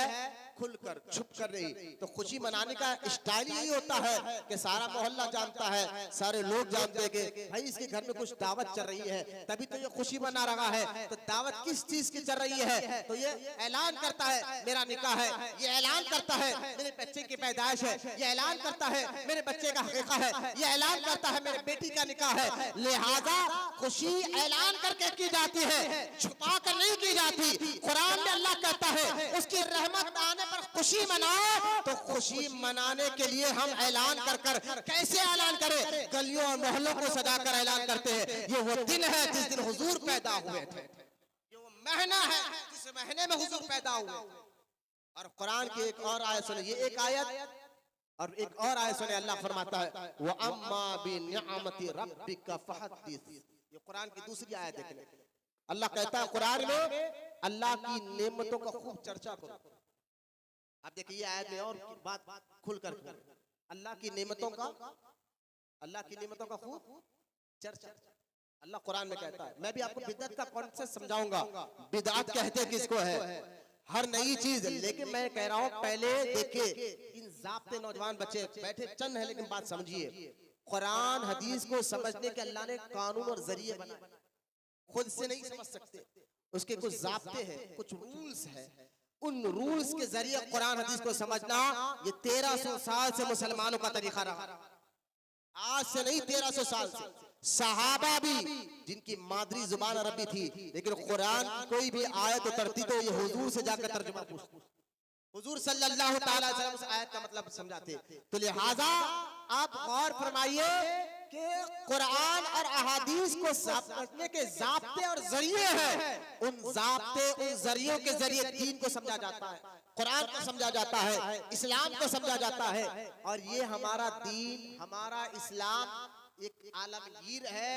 याद रखिए ये इस्लाम ये सिर्फ मुसलमानों के हद तक महदूद नहीं है। जरा ये बात को पॉइंट ज़हन में बिठाए, आने जाने पर गौर फरमाए, मेरी बात पर गौर फरमाए। ये हमारा दीन इस्लाम जो है ना, ये इस्लाम सिर्फ एक ये नहीं है कि सिर्फ मुसलमानों के हद तक रह गया ना, बल्कि ये इस्लाम एक आलमगीर है। क़यामत तक के आने वाले इंसान चाहे वो मुसलमान हो या गैर मुसलमान, वो दीन को समझ सकते हैं, इस्लाम को समझ सकते हैं। इस्लाम एक आलमगीर है जो हर एक को उसके सवाल का जवाब अता फरमाता। अगर ये बात मान लिया जाए वहाबियों की कि हुजूर के दौर में ऐसा नहीं होता था जो आज हो रहा है, अगर मान लिया जाए तो बहुत से ऐसे चीजें हैं जो हुजूर के दौर में नहीं थी लेकिन आज हो रही है। बहुत सी चीजें हैं जो आज हो रहे हैं। और अगर इस्लाम कहता ना ना ना ये काम मत करो, ये काम मत करो, ये काम मत करो, लिहाजा ऐसा करोगे तो ये हुजूर के दौर में नहीं था जो आज हो रहा है, तो भाई फिर इंसान आज के दौर तरक्की याफ्ता दौर में फिर जो है उसको ऐसे ज़ाब्ते और कानून बनाना पड़ेगा। उन ज़ाब्ते उन कानून के जरिए वहाबियों के बना हुए खुद साख्ता बनाए हुए ज़ाब्ते और कानून को ले ले। जो काम हुजूर के दौर में नहीं था आज कर रहे हो बिदअती है, जो काम सहाबा के दौर में नहीं था आज कर रहे हो मुसलमान बिदअती है, दोज़ख में जाने का रास्ता बना रहे हो। अगर इनकी एक बात मान लिया जाए, माज़अल्लाह मानते तो नहीं लेकिन मैं अपने बच्चे आपके ज़हनों के मुताबिक बात बता रहा हूँ, अगर इनकी ये बात मान लिया जाए कि हाँ भाई हुजूर के जमाने में जो काम नहीं था आज हो रहा है, तो लिहाजा ये काम गलत है, इस्लाम के खिलाफ है, दीन के खिलाफ है, कुरान के खिलाफ है। अगर माज़अल्लाह मान लिया जाए और इस बात को समझ लिया जाए कि नहीं ये गलत बात है, तो याद रखे फिर आज के दौर में कुछ ऐसे काम है जो मुसलमान वो काम करे बगैर रह ही नहीं सकता, और वो काम कर ले तो फिर मुसलमान नहीं रह सकता। यानी फिर ये बात मानना पड़ेगा, इस्लाम सिर्फ ईमान वालों के हद तक ही आया है ना, बल्कि इस्लाम में क़यामत तक के आने वाले हर मजहब का भी जवाब है, हर इंसान का भी जवाब है। इंसान इस्लाम को आलमगीर मानते हो तो ये बात आपको समझना चाहिए कि इस्लाम ये नहीं है कि 1400 साल पहले के ज़ाब्ते और कानून को कहे इसी कानून के तहत तुम अपनी जिंदगी गुजारो, तो आज गुजारना मुश्किल हो जाएगा और लोग इस्लाम से बेजार हो जाएंगे और कहेंगे ये महदूद चीज है। नहीं, मैं कहता जैसे जैसे इस्लाम में दौर आगे बढ़ता जाएगा, तरक्की करती जाएगी, तो इस्लाम के ज़ाब्ते और कानून ऐसे ऐसे कानून आपके सामने पेश करता जाएगा। बोले मोहब्बत से सुभान अल्लाह, क्योंकि ये इस्लाम है रब का बना हुआ, जानता है कि आने क़यामत तक कैसे कैसे तरक्कियां होंगे, कानून लोग कैसे कैसे क्या क्या चीजें बनाएंगे। अगर 1400 साल पहले पीछे चले जाए और ये बात मान लिया जाए हुजूर के जमाने में नहीं था, आज हो रहा है बिदअत है, तो मैं कहता हूं कभी इस्लाम पे अमल करना मुश्किल हो जाएगा। हाँ, इस्लाम पे अमल करना मुश्किल हो जाएगा। आप कहेंगे वो कैसा? अरे देखिए, अगर ये बात वहाबियों की मान ली जाए जो हुजूर के जमाने में नहीं था आज हो रहा है, तो लिहाजा ये नया काम है, ये बिदअत है, दोज़ख में जाने वाला काम। अगर इस बात को मान लिया जाए तो मैं कहूँगा फिर देखिए, हुजूर के जमाने में लोग पैदल हज को जाते थे या ऊंट पर या घोड़ों पर या खच्चर। हुजूर के जमाने मुबारक में, सहाबा के जमाने मुबारक में प्लेन था, ट्रेन थी, गाड़ी थी नहीं, या तो लोग पैदल हज कर जाते थे, या तो घोड़े पर, या तो ऊंट पर, या तो खच्चर पर, या तो गधों पर बैठ कर जाते थे। लेकिन आज लाखों लाख हाजी प्लेन के जरिए हज करने जा रहे हैं। अगर इस्लाम का ना ना ना ना, आज जो मुसलमान हज के लिए जा रहा है और प्लेन के जरिए, चाहे पानी का प्लेन हो या हवाई जहाज हो या कार हो, लिहाजा ये हुजूर के जमाने में नहीं थी, सहाबा के जमाने में नहीं थे। लिहाजा अगर कोई प्लेन के जरिए हज के लिए जाए और वहां भी ये फतवा निकाल कर कह देना हज नहीं होगा, तुम्हारा उम्रा नहीं होगा, तो बताइए क्या आज के दौर का मुसलमान कहेगा ये इस्लाम माज़अल्लाह के इंसानों पर ज्यादती करता, जबरदस्ती करता, कहता है टेक्नोलॉजी का फायदा उठाओ, आज के दौर का फायदा उठाओ, कहना वहाबी तूने खुद साथ चीजों को गाड़ा है। अगर इस बात को मान लिया जाए जो हुजूर के जमाने में नहीं था आज के जमाने में हो रहा है और वो काम बिदअती है, दोज़ख में ले जाने वाला काम है, तो हुजूर के जमाने में लोग पैदल या ऊंट या घोड़े या कच्चर पर हज को जाया करते थे, फिर तो आज जहाज में हज के लिए क्यों जा रहा है? लिहाजा हुजूर के जमाने में जहाज नहीं था, आज के जमाने में जहाज है, लिहाजा जहाज में जाना बिदअती हो जाएगा, हाजी बिदअती हो जाएगा। नहीं, आप खुद बताइए अपनी अक्ल पे जोर देकर, आप भी कहेंगे नहीं मौलाना इस्लाम ऐसा जुल्म नहीं कर सकता, इस्लाम इस चीज को नहीं रोक सकता, ऐसा है ही नहीं।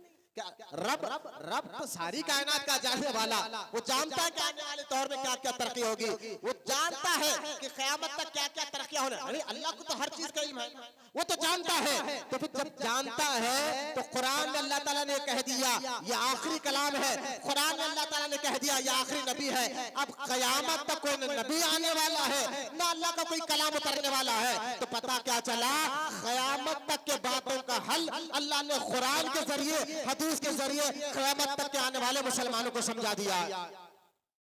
लिहाजा इस्लाम को सिर्फ महदूद नहीं आलमगीर मानिए, इसमें हर चीज का जवाब है। तो लिहाजा हुजूर के जमाने में जो काम नहीं था आज के जमाने में अगर वो काम हो रहा है तो उस काम के हैसियत को देखा जाएगा, ये काम करने से दीन को फायदा हो रहा है या नुकसान हो रहा है, ये चीज को देखा जाएगा।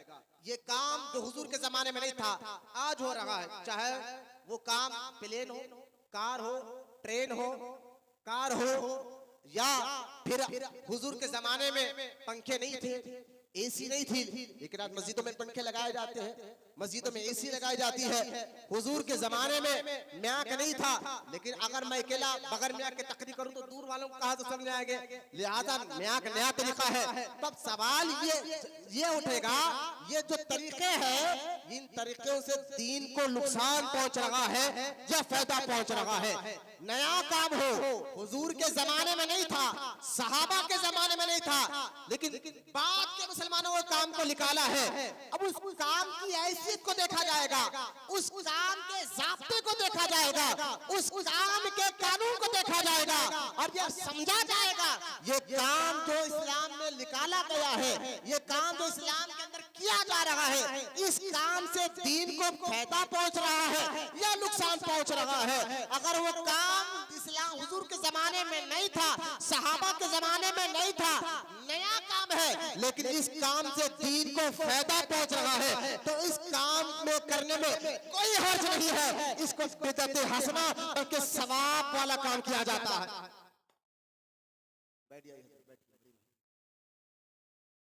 कुरान हदीस की बातें हो रही है और तवज्जो से सुनो। मेरी तकरीर का अदब नहीं है, कुरान का अदब है। अदब बता के भी जाना मियां। लिहाजा हाँ, कुरान हदीस की बातें कोई इधर देख रहा, कोई इधर देख रहा, बेचैन नहीं, ये मेरी तकरीर नहीं ना, मेरी वाहवाही है। कुरान का अदब, कुरान हदीस का अदब, ये अदब आज हमारे अंदर से खत्म हो गया। हमारे ज़हने काम नहीं कर रहे, हमारे ज़हने काम सिर्फ जहाँ पैसा आना है वहाँ काम करना शुरू हो गया। रोडियों, पहलवानों, सूदखोरों के साथ बैठने की आदतें हो गई, होटलों में घंटों बैठने की आदत हो गई, फिल्में ड्रामे देखने की आदत बन गई, तो जहन इतने गंदे हो गए। मस्जिद में ना कुरान का अदब बाकी रह रहा, ना हदीस सुनने का अदब, सुनने का अदब बता रहा। सुनना कुरान हदीस को सुनने के भी क्या अदब होते हैं। हम तकरीर कर रहे हैं, आप बैठ रहे हैं, अदब आपके चेहरे बताते हैं, आपकी हरकतें बताते हैं, आपकी आदतें बताते हैं कि आप किस इंटरेस्ट से सुन रहे हैं। चेहरा ऐना होता है, ये चेहरे ऐना होता है। दिल में खुश हो तो चेहरा बता देता है कि आप खुश हैं, दिल में गम हो तो चेहरा बता देता है कि आपके दिल में गम है, तो चेहरा बताता है आप लोगों के कि आप सुनने में कितना इंटरेस्ट रख रहे हैं।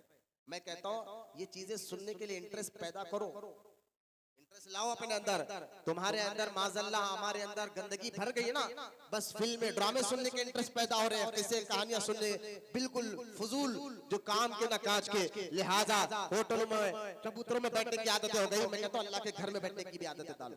घंटा 2 घंटा, अरे भाई 4-4 घंटे 3-3 घंटे मूवियां, माज़अल्लाह, मैं इल्जाम नहीं लगा, समझाने के लिए कह रहा हूं। उस वक्त में आपको सुस्ती आती, ना बेचैनी होती, पूरी रात भर फोनों में देखते हो, ना चेहरा उतरता है, ना जमाई आती है। पता नहीं मस्जिद में बैठने के चेहरा क्यों उतर जाता। ये अपने आप से सवाल है, आप खुद अपने आप से सवाल करेंगे कि इंशाअल्लाह यहाँ नहीं, किसी भी मस्जिद में बैठेंगे तो अदब के साथ बैठेंगे, बिल्कुल खुश दिली के साथ बैठेंगे, ना सुस्ती रहेंगे चेहरे पर, ना जिस्म में काहली रहेगी।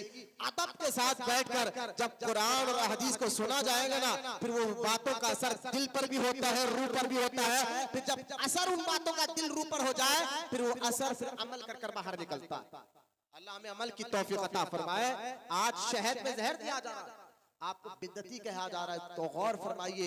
आज हम चले जाएंगे, हमारे बच्चे, आने वाली न्यू जनरेशन, उनकी नस्लों को क्या सिखाएंगे? मिलाद के नाम पर जहर दिया जा रहा है। हुजूर के जमाने में मिलाद नहीं था, हुजूर के जमाने में ऐसे झंडे लगाए नहीं जाते थे, हुजूर के जमाने में ऐसा जुलूस जो मिलाद का तुम निकाल रहे हो, निकाला जा रहा हो, ये ना हुजूर के जमाने में था, ना सहाबा के जमाने में था। मैंने कहा अगर ये बात मान ली जाए कि हुजूर के जमाने में जुलूस नहीं था, हुजूर के जमाने में झंडे नहीं लगाए जाते, तो आज मुसलमान झंडों को लगा रहा है, जुलूस निकाल रहा है, कानून में बिदअत है और नया तरीका निकालोगे दीन को नुकसान पहुंचेगा। मैंने कहा देखो, कोई भी इस्लाम में नया तरीका निकाला जाए तो इस कानून को लेकर चलने पड़ेगा कि ये जो तरीका निकाला गया है, इस तरीके से दीन को फायदा पहुंच रहा है या नुकसान पहुंच रहा है। ये तरीके को आप बनाना पड़ेगा आपको, तभी आपको आज के नए नए तरीके में आप जो है अमल कर सकते हैं। वरना अगर ये तरीका छोड़ दोगे तो फिर लोग जहाज में भी ना जाए हज करने, प्लेन में ना जाए, फिर पैदल जाए, घोड़े पे जाए, ऊंट पर जाए, तो अगर कहेंगे नहीं ये तो ज्यादा आज कैसे हो सकता है। मैंने कहा इन वहाबियों की बात ले ले तो फिर हुजूर के जमाने में पंखे नहीं थे मस्जिदों में, हुजूर के जमाने में एसी नहीं थे मस्जिदों में, हुजूर के जमाने में जो है मस्जिदों के बड़े बड़े मीनारे नहीं बनते थे, आज बन रहे हैं। अब सवाल ये है अगर आज बन रहे हैं तो इससे दीन को फायदा पहुंच रहा है या नुकसान पहुंच रहा है। आप कहेंगे मौलाना मस्जिद के मीनारे इसलिए लगा रहे हैं ताकि जो है लोगों को पता चल जाए ये आम घर नहीं अल्लाह का घर है, और मस्जिद के अंदर पंखे इसलिए लगा रहे हैं, नमाज तो पुरानी है लेकिन पंखे एसी नए हैं, इससे नमाजी को सुकून मिले और वो सुकून से रब की इबादत करे। मैंने कहा देखो नमाज तो पुराना तरीका है, एसी लगाना, पंखे लगाने से नमाजी को फायदा पहुंच रहा है, लिहाजा ये कोई बिदअत नहीं है, अच्छी बिदअत है। हुजूर के जमाने में ना पंखे थे ना एसी थी, आज लगाए जा रहे हैं। तो जो भी अच्छा काम हो, नया काम हो, लेकिन फायदा दीन को को पहुंच रहा हो, उस काम करने से अल्लाह भी राजी होता है, रसूल भी राजी होता है। तो लिहाजा खुशी मनाने के जो तरीके आज हम मना रहे हैं, सुन्नी अहले सुन्नत जो झंडे लगाकर खुशी का इजहार कर रहे हैं, जुलूस निकाल कर खुशी का इजहार कर रहे हैं, आना के कुरान हदीस में है इसका सबूत, लेकिन अगर फिर भी हुजूर के जमाने में नहीं था, सहाबा के जमाने में नहीं था, मैंने कहा ये झंडे लगाने से दीन को क्या नुकसान पहुंच रहा है? कोई आपके वहां भी गए, या आप झंडे क्यों लगा रहे हो? भाई क्यों? नहीं, नया तरीका है और हर नया तरीका दोज़ख में ले जाएगा। उसको पूछो भाई, अगर हर नए तरीके की बात कर ले तो जहाज भी तो नया तरीका है, प्लेन भी नया तरीका है हज में जाने का, एसी पंखे भी नया तरीका। बोले नहीं, इससे फायदा होता है। मैंने कहा बात तुम ही तो बता रहे हो, जो तरीका नया हो लेकिन उससे फायदा दीन को पहुंच रहा हो, तरीका नया हो लेकिन उससे फायदा पहुंच रहा है दीन को। देखिए हुजूर के जमाने में म्याक नहीं था, लेकिन तबलीग तो थी, तो तबलीग पुरानी है, लेकिन म्याक के जरिए और रिकॉर्डिंग के जरिए जा रही है। मैंने कहा दीन को फैलाने के ये जरिए बन रहे हैं, तो ये जरिए भी दीन रह गए हैं, जो दीन फैलाने के जरिए बन गए हैं। लिहाजा जुलूस निकालने का जो तरीका है, ये खुशी का इजहार का तरीका, जुलूस निकालने का, झंडे लगाने का जो तरीका है, ये खुशी के इजहार का स्टाइल है। घरों में लाइट क्यों लगाए? अरे भाई खुशी लगाने का अपना स्टाइल। झंडे क्यों लगाए? अरे भाई झंडे लगाना खुशी के इजहार का अपना स्टाइल है। अरे जुलूस क्यों निकाले? अरे भाई हुजूर के मिलाद का जुलूस निकालना खुशी निकालने का अपना स्टाइल है। अरे ये खुशी क्यों मना रहे हो? अरे भाई कुरान में खुद रब कहता है कि अल्लाह की रहमत मिलने पर खुशियां मनाओ, खुशियां मनाओ ये अल्लाह की रहमत मिलने पर। तो खुशी मनाने के अपने तरीके होंगे, खुशी मनाने का अपना स्टाइल होगा, खुशी मनाने का अपने जरिए होंगे। बल्कि याद रखे, बस शर्त ये होती है उन खुशी मनाने में दीन को नुकसान ना पहुंचाओ। जैसा कि आज खुशी मनाने का मतलब ये नहीं है कि आप दीन को नुकसान पहुंचाए। कैसे?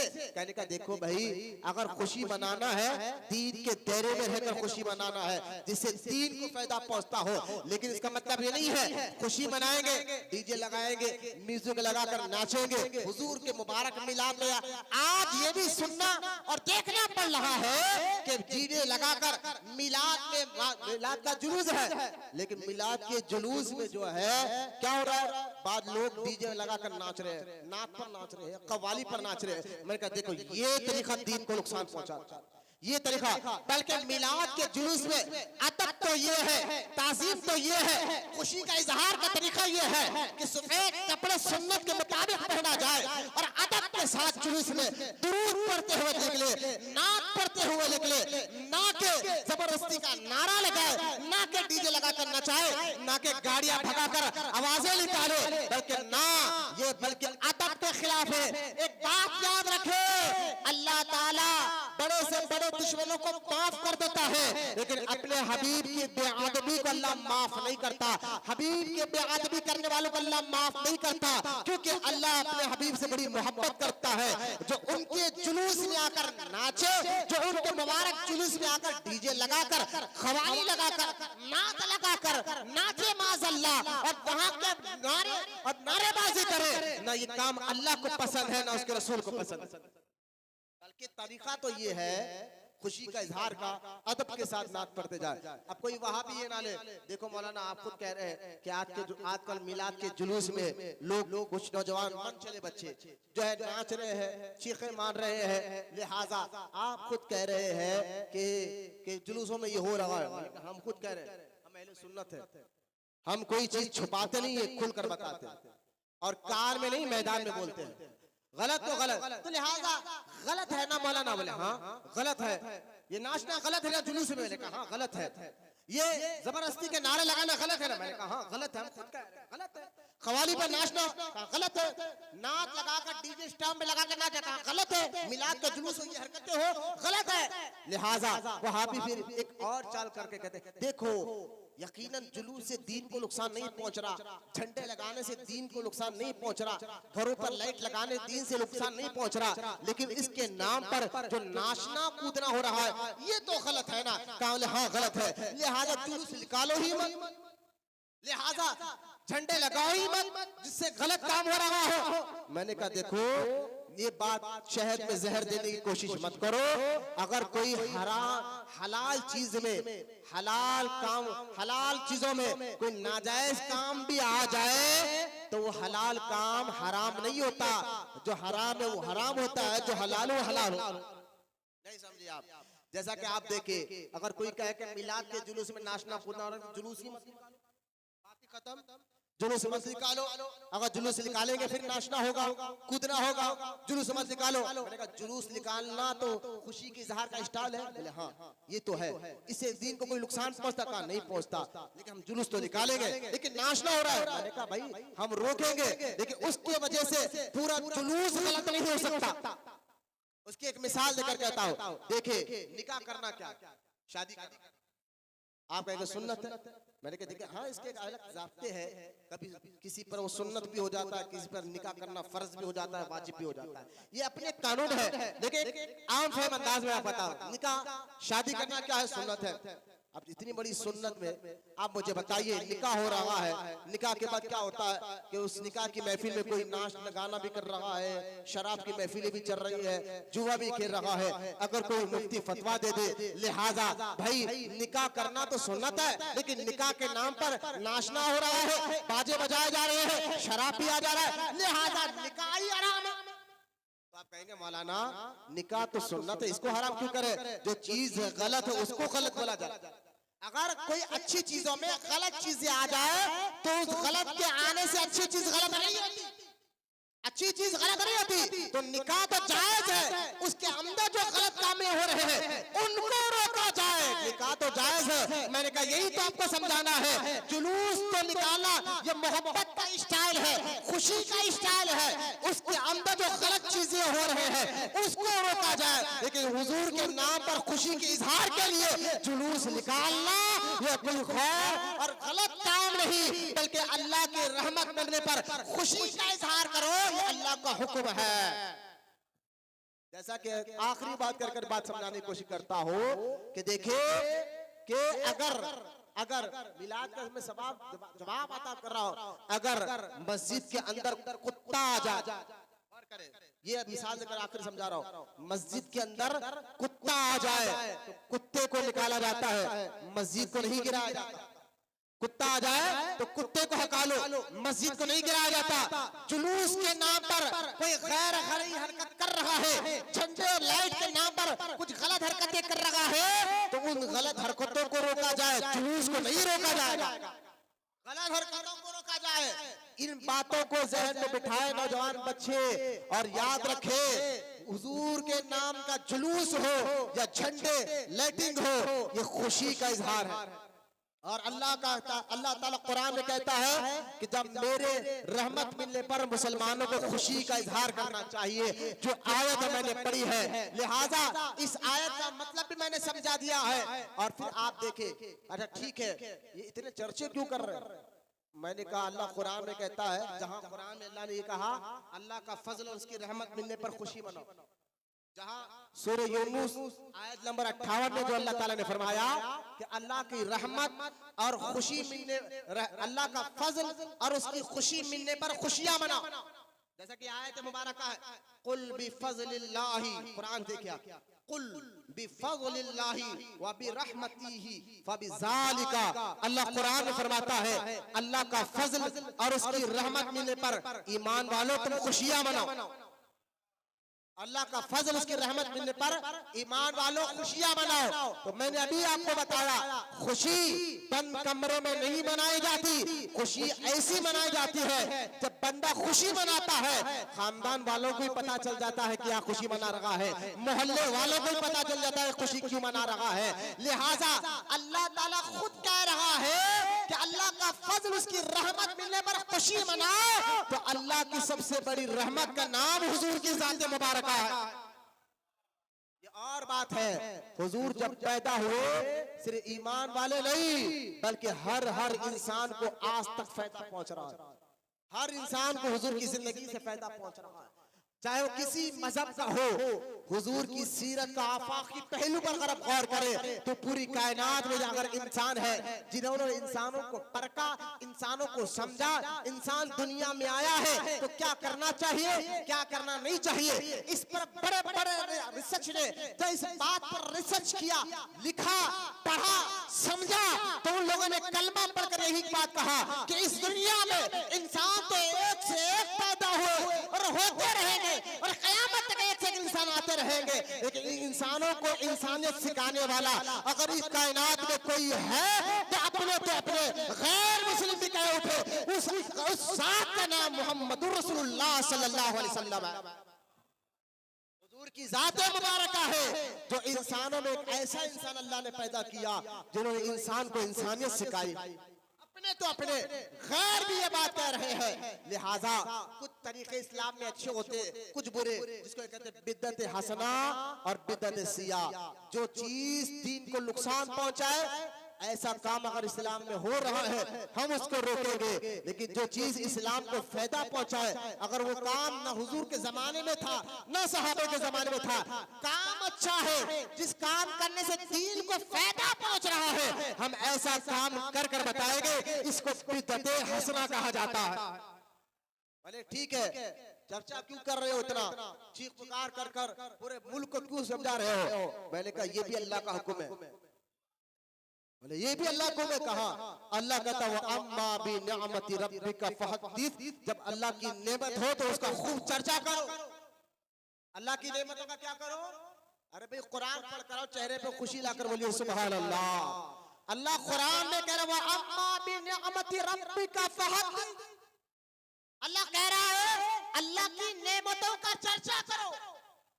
अब चर्चा करने तो आप समझ सकते हैं ना, एक होता है खास बात जो खास लोगों को मालूम होती है, लेकिन एक बंदा का नहीं, इस बात को पूरी दुनिया को मालूम होना चाहिए, लिहाजा वो तमाम जरिए को अपनाता है जिस जरिए से वो पूरी बात पूरी दुनिया तक जाती है, उस बात का चर्चा पूरी दुनिया में होता है। तो आज के दौर में उस बात को फैलाने के जरिए इंटरनेट है, फेसबुक है, अपनी बात का चर्चा करना चाहता है, फेसबुक के जरिए अपनी बात का चर्चा करना चाहता है इंटरनेट के जरिए, और कहता है कि मेरी बात पूरी दुनिया को मालूम हो जाए। मैं कहता हूँ देखो कि आप कुछ कोई अच्छी बात हो और कोई पर्सनल बात हो, कुछ अहम बात हो, आप इंसान चाहता है इस बात का खूब चर्चा हो, तो आज की सहूलत का फायदा उठाकर उस बात का मीडिया के जरिए चर्चा कर देता है।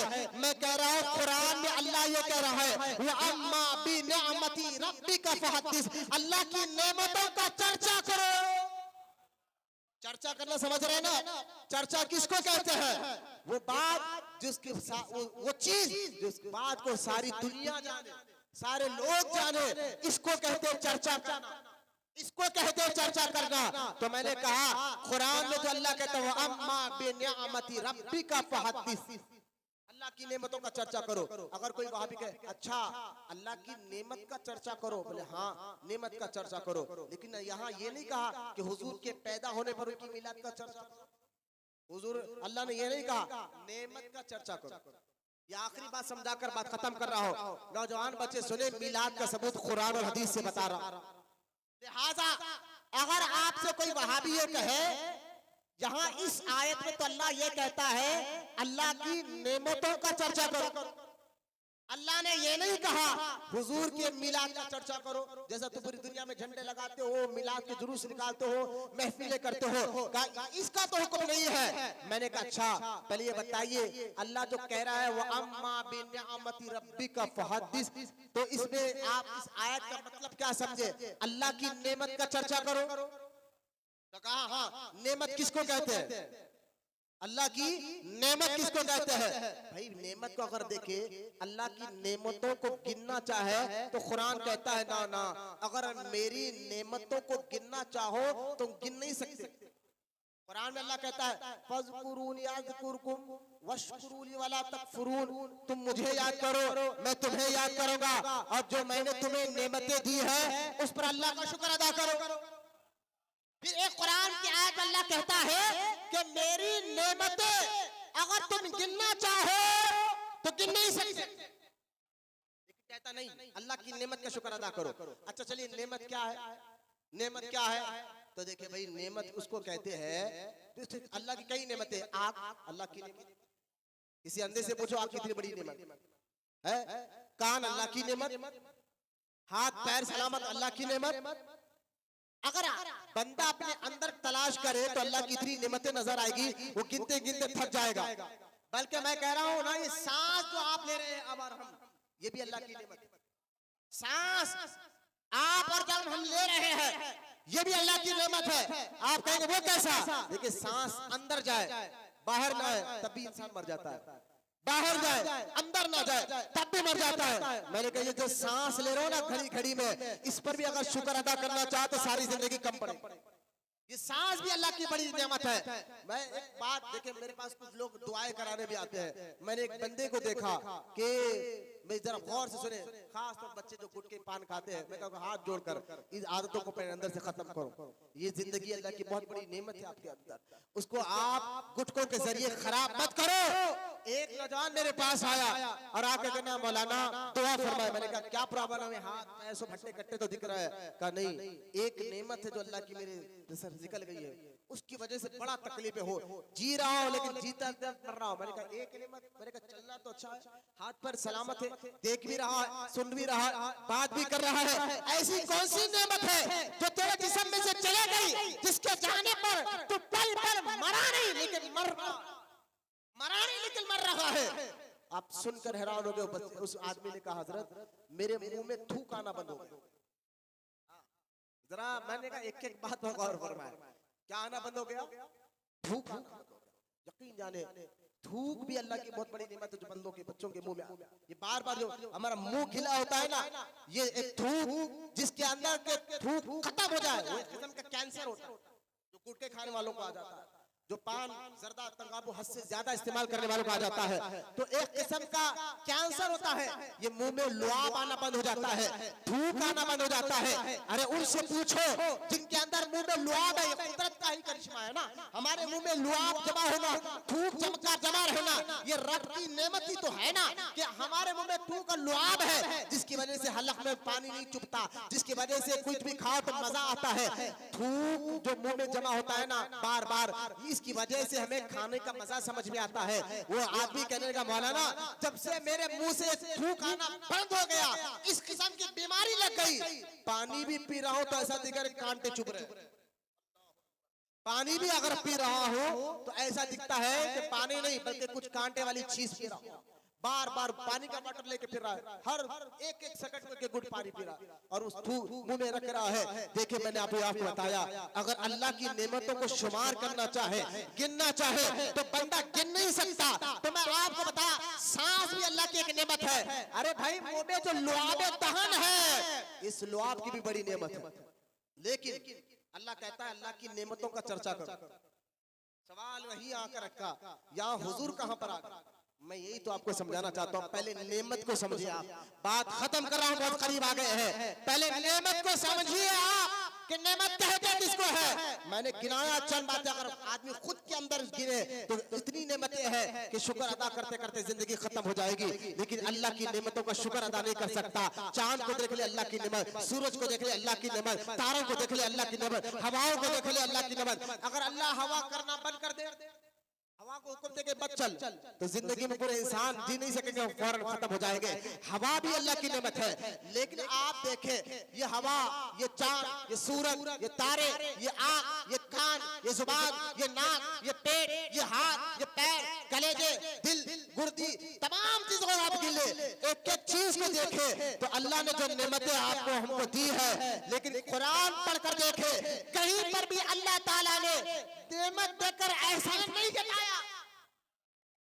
अब देखिए अल्लाह की नेमत क्या है और अल्लाह क्या कहता है, ये बात याद रखें। अल्लाह की नेमतों का चर्चा करो। चर्चा किसको कहते हैं? जिसको सारी दुनिया जाने की, ये बंदा चर्चा कर रहा है इस बात का, तो अल्लाह की नेमतों का चर्चा करो।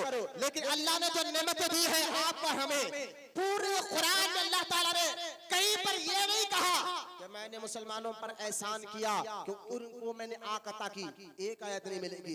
अल्लाह ने ये कहा हो पूरे कुरान में, मैंने मुसलमानों पर एहसान किया, उनको सुनने के लिए कान दिए, नहीं नहीं, कुरान में एक आयत ऐसी नहीं मिलेगी। अल्लाह ने कुरान में ये नहीं कहा कि मैंने मुसलमानों को एहसान किया कि मैंने उनको चलने के लिए टांग दिया, पकड़ने के लिए हाथ दिया, सुनने के लिए कान दिया, देखने के लिए आँख दिया, बोलने के लिए जुबान दिया, खाने के लिए दांत दिए, पेट दिए, कलेजी दिए, गुर्दे दिए, हवा दिए, जमीन बना, आसमान बना, चांद बनाया, तारे बनाए, सूरज बनाए, पहाड़ बनाए, झाड़ बनाए। ना ना ना, कहीं पर भी अल्लाह ताला ने इन चीजों का जिक्र नहीं किया कुरान में, ना एहसान जताया। लेकिन एक चीज ऐसी है जिसको देखकर अल्लाह ताला ने फरमाया कि मैंने मुसलमानों पर एहसान किया है। अब अंदाजा करें, जिस बात का अल्लाह एहसान जता रहा हो, वो चीज, वो जात अल्लाह की सबसे बड़ी नेमत। बोलो ना मोहब्बत से सुभान अल्लाह। बात को नौजवान बच्चे समझिए, अल्लाह कुरान में कहता है अल्लाह की नेमतों का चर्चा करो। नेमतें तो बहुत है, मौला किस नेमत का चर्चा करे, किस नेमत का चर्चा करे? आँख भी नेमत है, कान भी नेमत है, तो जहन कहेगा देखो उस नेमत का ज्यादा चर्चा करो जिसको देखकर एहसान जताया जाता है। तो मैंने दिया, बोलो ना सुभान अल्लाह। एहसान कब जताया जाता है? कोई चीज हो और उससे आपको फायदा, कहा मैंने दिया, मैंने दिया। तो अब अंदाजा करें ना, अल्लाह ने इंसान को पर आँख, कान, जुबान, जमीन, आसमान, सारी कायनात बनाए, लेकिन अल्लाह ने एहसान नहीं जताया, लेकिन अपने हबीब को भेजा। कुरान कहता है मुस्तफा को जब भेजा तो कुरान में अल्लाह कहता है लक़द मन्नल्लाहु इज़ बअसा फ़ीहिम रसूल, हमने मुसलमानों पर एहसान किया कि उनमें अपने हबीब को भेज दिया है। बोलो मोहब्बत से सुभान अल्लाह। अपने हबीब को उनके अंदर भेज दिया है। अब देखिए, जिस नेमत का अल्लाह एहसान जता रहा, वो अल्लाह की सबसे बड़ी, अल्लाह की सबसे बड़ी नेमत है, और उस नेमत का नाम मुस्तफा जाने रहमत है। उस नेमत का नाम मुस्तफा जाने रहमत है। लिहाजा कुरान में एक आयत अल्लाह ये कहता है अम्मा बिनिअमति रब्बिका फहद्दिस, अल्लाह की नेमतों का, ऐ ईमान वालों जो अल्लाह पर यकीन रखते हो, रसूल पर यकीन रखते हो, क़यामत पर, आखिरत पर यकीन रखते हो, उनको अल्लाह हुक्म दे रहा है अगर तुम चाहते हो मैं तुमसे राजी हो जाऊं तो मेरी नेमतों का चर्चा करो। और मेरी नेमतों में सबसे बड़ी नेमत क्या है?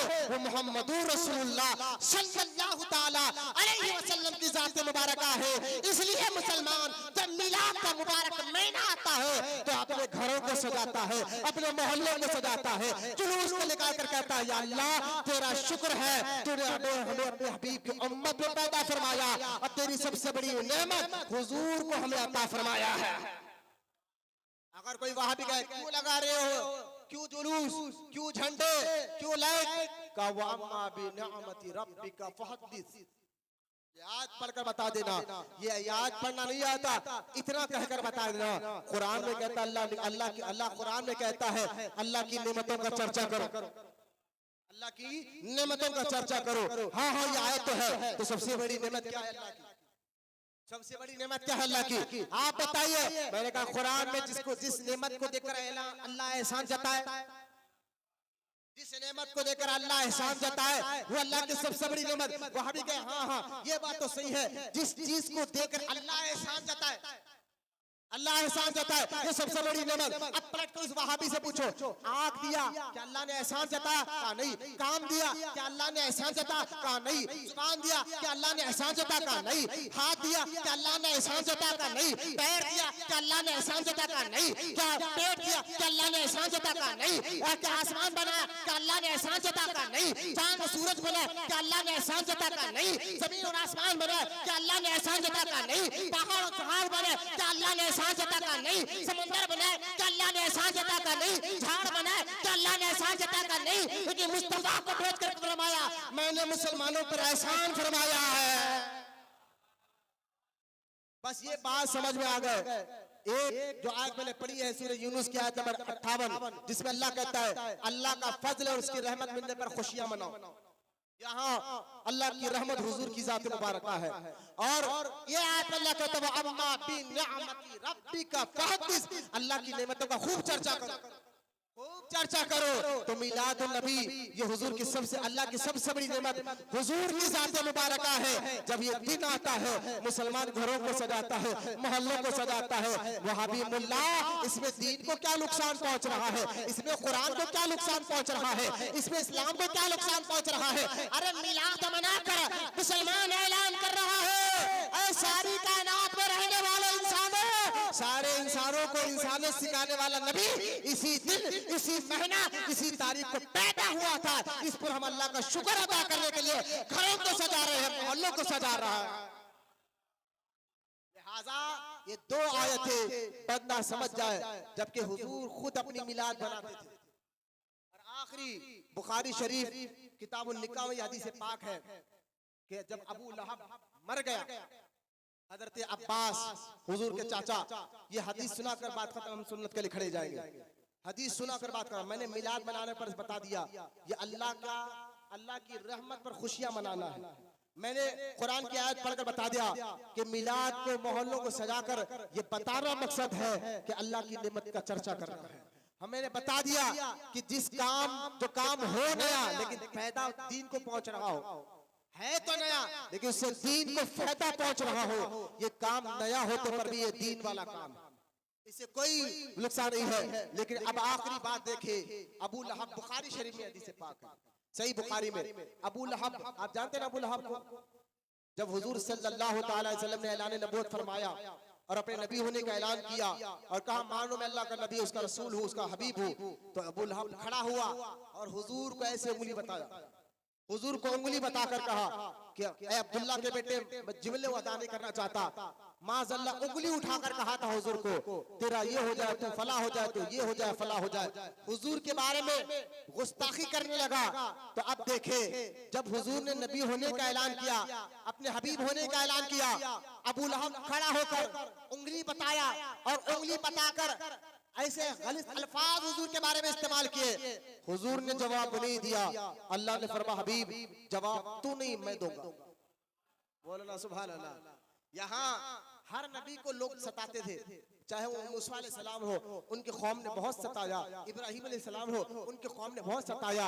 हर नबी को लोग अजीब अजीब सवालात करते थे, इब्राहिम अलैहिस्सलाम हो या मूसा अलैहिस्सलाम हो या ज़करिया अलैहिस्सलाम हो या याहया अलैहिस्सलाम हो, जितने नबी और रसूल आए हैं उनके लोगों ने उनसे सवालात किए, उनको अजीब अजीब सवालात किए, उनसे अजीब अजीब बातें की। अल्लाह कहता था मूसा इसका जवाब ये दे दो, इब्राहिम इसका जवाब ये दे दो, इस्माइल इसका जवाब ये दे दो। लेकिन जब बारी आई आमिना के लाल की, जब बारी आई मुस्तफा जाने रहमत की, हुजूर को अबू लहब ने उंगली उठाकर सवाल किया, तो अल्लाह ताला ने फरमाया हबीब जवाब तू नहीं मैं दूंगा।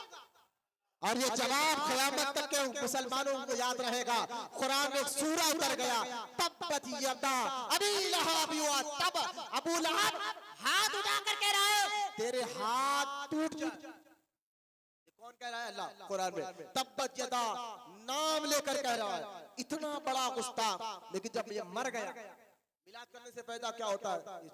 पैसों का वेस्ट है, झंडे लगाकर पैसे वेस्ट कर रहे हो, लाइट लगाकर पैसे वेस्ट कर रहे हो। अरे इतने गरीब बच्चों की शादी हो जाती थी पैसों में, ये हो जाता ये हो जाता। मैंने कहा देखो भाई मिलाद के दिन ही तुम्हें ये सब चीजें याद क्यों आते हैं कि गरीब बच्ची, यतीम, बेवाएं, औरतें। मैंने कहा ठीक है भाई, ऐसे हमारे पास मिलाद वाले नौजवान बच्चे आज भी है जो गलियों को भी सजाते हैं, मोहल्लों को भी सजाते हैं और हुजूर की मिलाद की खुशी पर गरीब यतीमों की शादियां भी करते हैं। हमारे पास ये लोग भी है जो गली मोहल्लों को भी सजाते हैं और वो पैसा भूखों खाना भी खिलाते हैं, यतीम बेवाओं सबके मदद भी करते हैं। लेकिन मैं कहता हूँ वहाबियों, मिलाद के जुलूस जलसों को देखकर कहते हो इतना पैसा यतीमों में लगाओ, इतना बेवाओं में लगाओ। मैंने कहा अपने खुद के बेटे की वलीमा लाखों रुपए में करता है, 10-10 लाख का वलीमा करता, जब तुझे शर्म नहीं आती, जब तुझे बेवा याद नहीं आते, जब तुझे यतीम याद नहीं आते, जब तुझे बेसहारा याद नहीं आते, हुजूर की मिलाद पर ही क्यों याद आ रहे हैं? जबकि अल्हम्दुलिल्लाह मुसलमान मिलाद में जहां गलियों को, जहां मोहल्लों को सजाता है, वहां खाना भी खिलाता है, वहां यतीमों बेवाओं का भी ख्याल करता है। अल्हम्दुलिल्लाह अहले सुन्नत के नौजवान इतना तो शऊर ज्यादा है, लेकिन ये शहद में जहर दिया जाता है, ये करो ये करो। मैंने कहा देखो मिलाद करने से फायदा क्या? ये फजूल खर्ची। मैंने कहा फजूल खर्ची नजर आ रही है तुम्हें? हुजूर की मुलाद की खुशी में लाइट लगाना ये फजूल खर्ची है? हाँ। मैंने कहा देखो, अबू लहब जब मर गया, अबू लहब जब मर गया, ख्वाब में उसको देखा गया, पूछा क्या हाल है? कहा जब से मरा हूँ अजाब में हूँ, लेकिन जब पीर का दिन आता है ना, तो पीर के दिन ये मेरी उंगली से पानी निकलता है, मैं पीकर थोड़ी राहत पा लेता हूं। इतना बड़ा कट्टर काफिर मरा जैसे अजाब में है, लेकिन पीर के दिन पानी आता है हर पीर को उसके कब्र में उंगली से आता है, उंगली से पानी आता है। वो कह रहा है थोड़ा पीकर राहत मिल जाती है। कहा इतना बड़ा सख्त मुजरिम है, लेकिन ये उंगली से पानी क्यों आता है, वो भी हर पीर को? तो अबू लहब ख्वाब में कहने लगा बात ये है, जब मैं जिंदा था ना, तो मेरी एक कनीज, मेरी लौंडी थी जिसका नाम सौबिया था, वो दौड़ते हुए मेरे पास आई। कहा अबू लहब मुबारक हो, तेरे भाई जो अब्दुल्ला है, बोले हाँ, उनके यहाँ एक बेटा पैदा हुआ है, अब्दुल्ला के यहाँ एक बेटा पैदा हुआ है। तो अबू लहब कहता है मैंने इतना खुश हुआ, हुजूर पैदा होने में खुश ना हुआ, मेरे घर में भतीजे पैदा हुआ, मेरा घर में भतीजा पैदा हुआ, इस तरह खुशी मनाते हुए अबू लहब ने अपने गुलाम लौंडी को कहा तू आजाद है। उंगली के इशारे से क्या कहा था? तू आजाद है। बस ये अदा अल्लाह को पसंद आ गई है, गुस्ताख, लेकिन अल्लाह ने कहा मेरे हबीब के पैदा होने, भतीजे के पैदा होने पर खुशी मनाया था ना, लिहाजा हर पीर को मैं तुझे पानी दूंगा। सोचिए एक गुस्ताख को जब हुजूर के पैदाइश पर खुशी मनाने पर अल्लाह पीर को पीर अजाब में कमी कर देता है, तो एक मुसलमान, एक अहले ईमान हुजूर की पैदाइश पर खुशी मनाए, खुशी का इजहार करे और लेटा लगाए, झंडे लगाए, तो अल्लाह ताला उससे राजी भी होगा, उसे जन्नत में दाखिल फरमाएगा। जब गुस्ताखों को ये इनाम है तो महबूबों का, जब बदबख्तों का ये इनाम है तो महबूबों का, तो मिलाद कोई नई चीज नहीं है, ये खुशी मनाने का स्टाइल। मिलाद कोई नया तरीका नहीं है, ये अल्लाह की नेमत चर्चा करने का एक जरिया है। ये मिलाद कर कर हम अपने गलियों मोहल्लों को सजा कर अल्लाह उसके रसूल को राजी करना चाहते हैं। ये था आज का मेरा उन्वान। कुरान की 2 आयतें और 1 हदीस और कुछ अकली दलाइल मैंने आपके सामने रखी। अल्लाह की बारगाह में दुआ है अल्लाह हम तमाम को कहने सुनने से ज्यादा अमल की तौफीक अता फरमाए। जितने बूढ़े बच्चे नौजवान यहाँ बैठे मौला इनके बैठने को कबूल फरमाए, हमें सच्चा आशिक रसूल बनाए और क़यामत तक या अल्लाह हमारी नस्लों में आशिक रसूलों को पैदा फरमाए। वमा अलैना इल्लल बलाग वल्हम्दुलिल्लाहि रब्बिल आलमीन।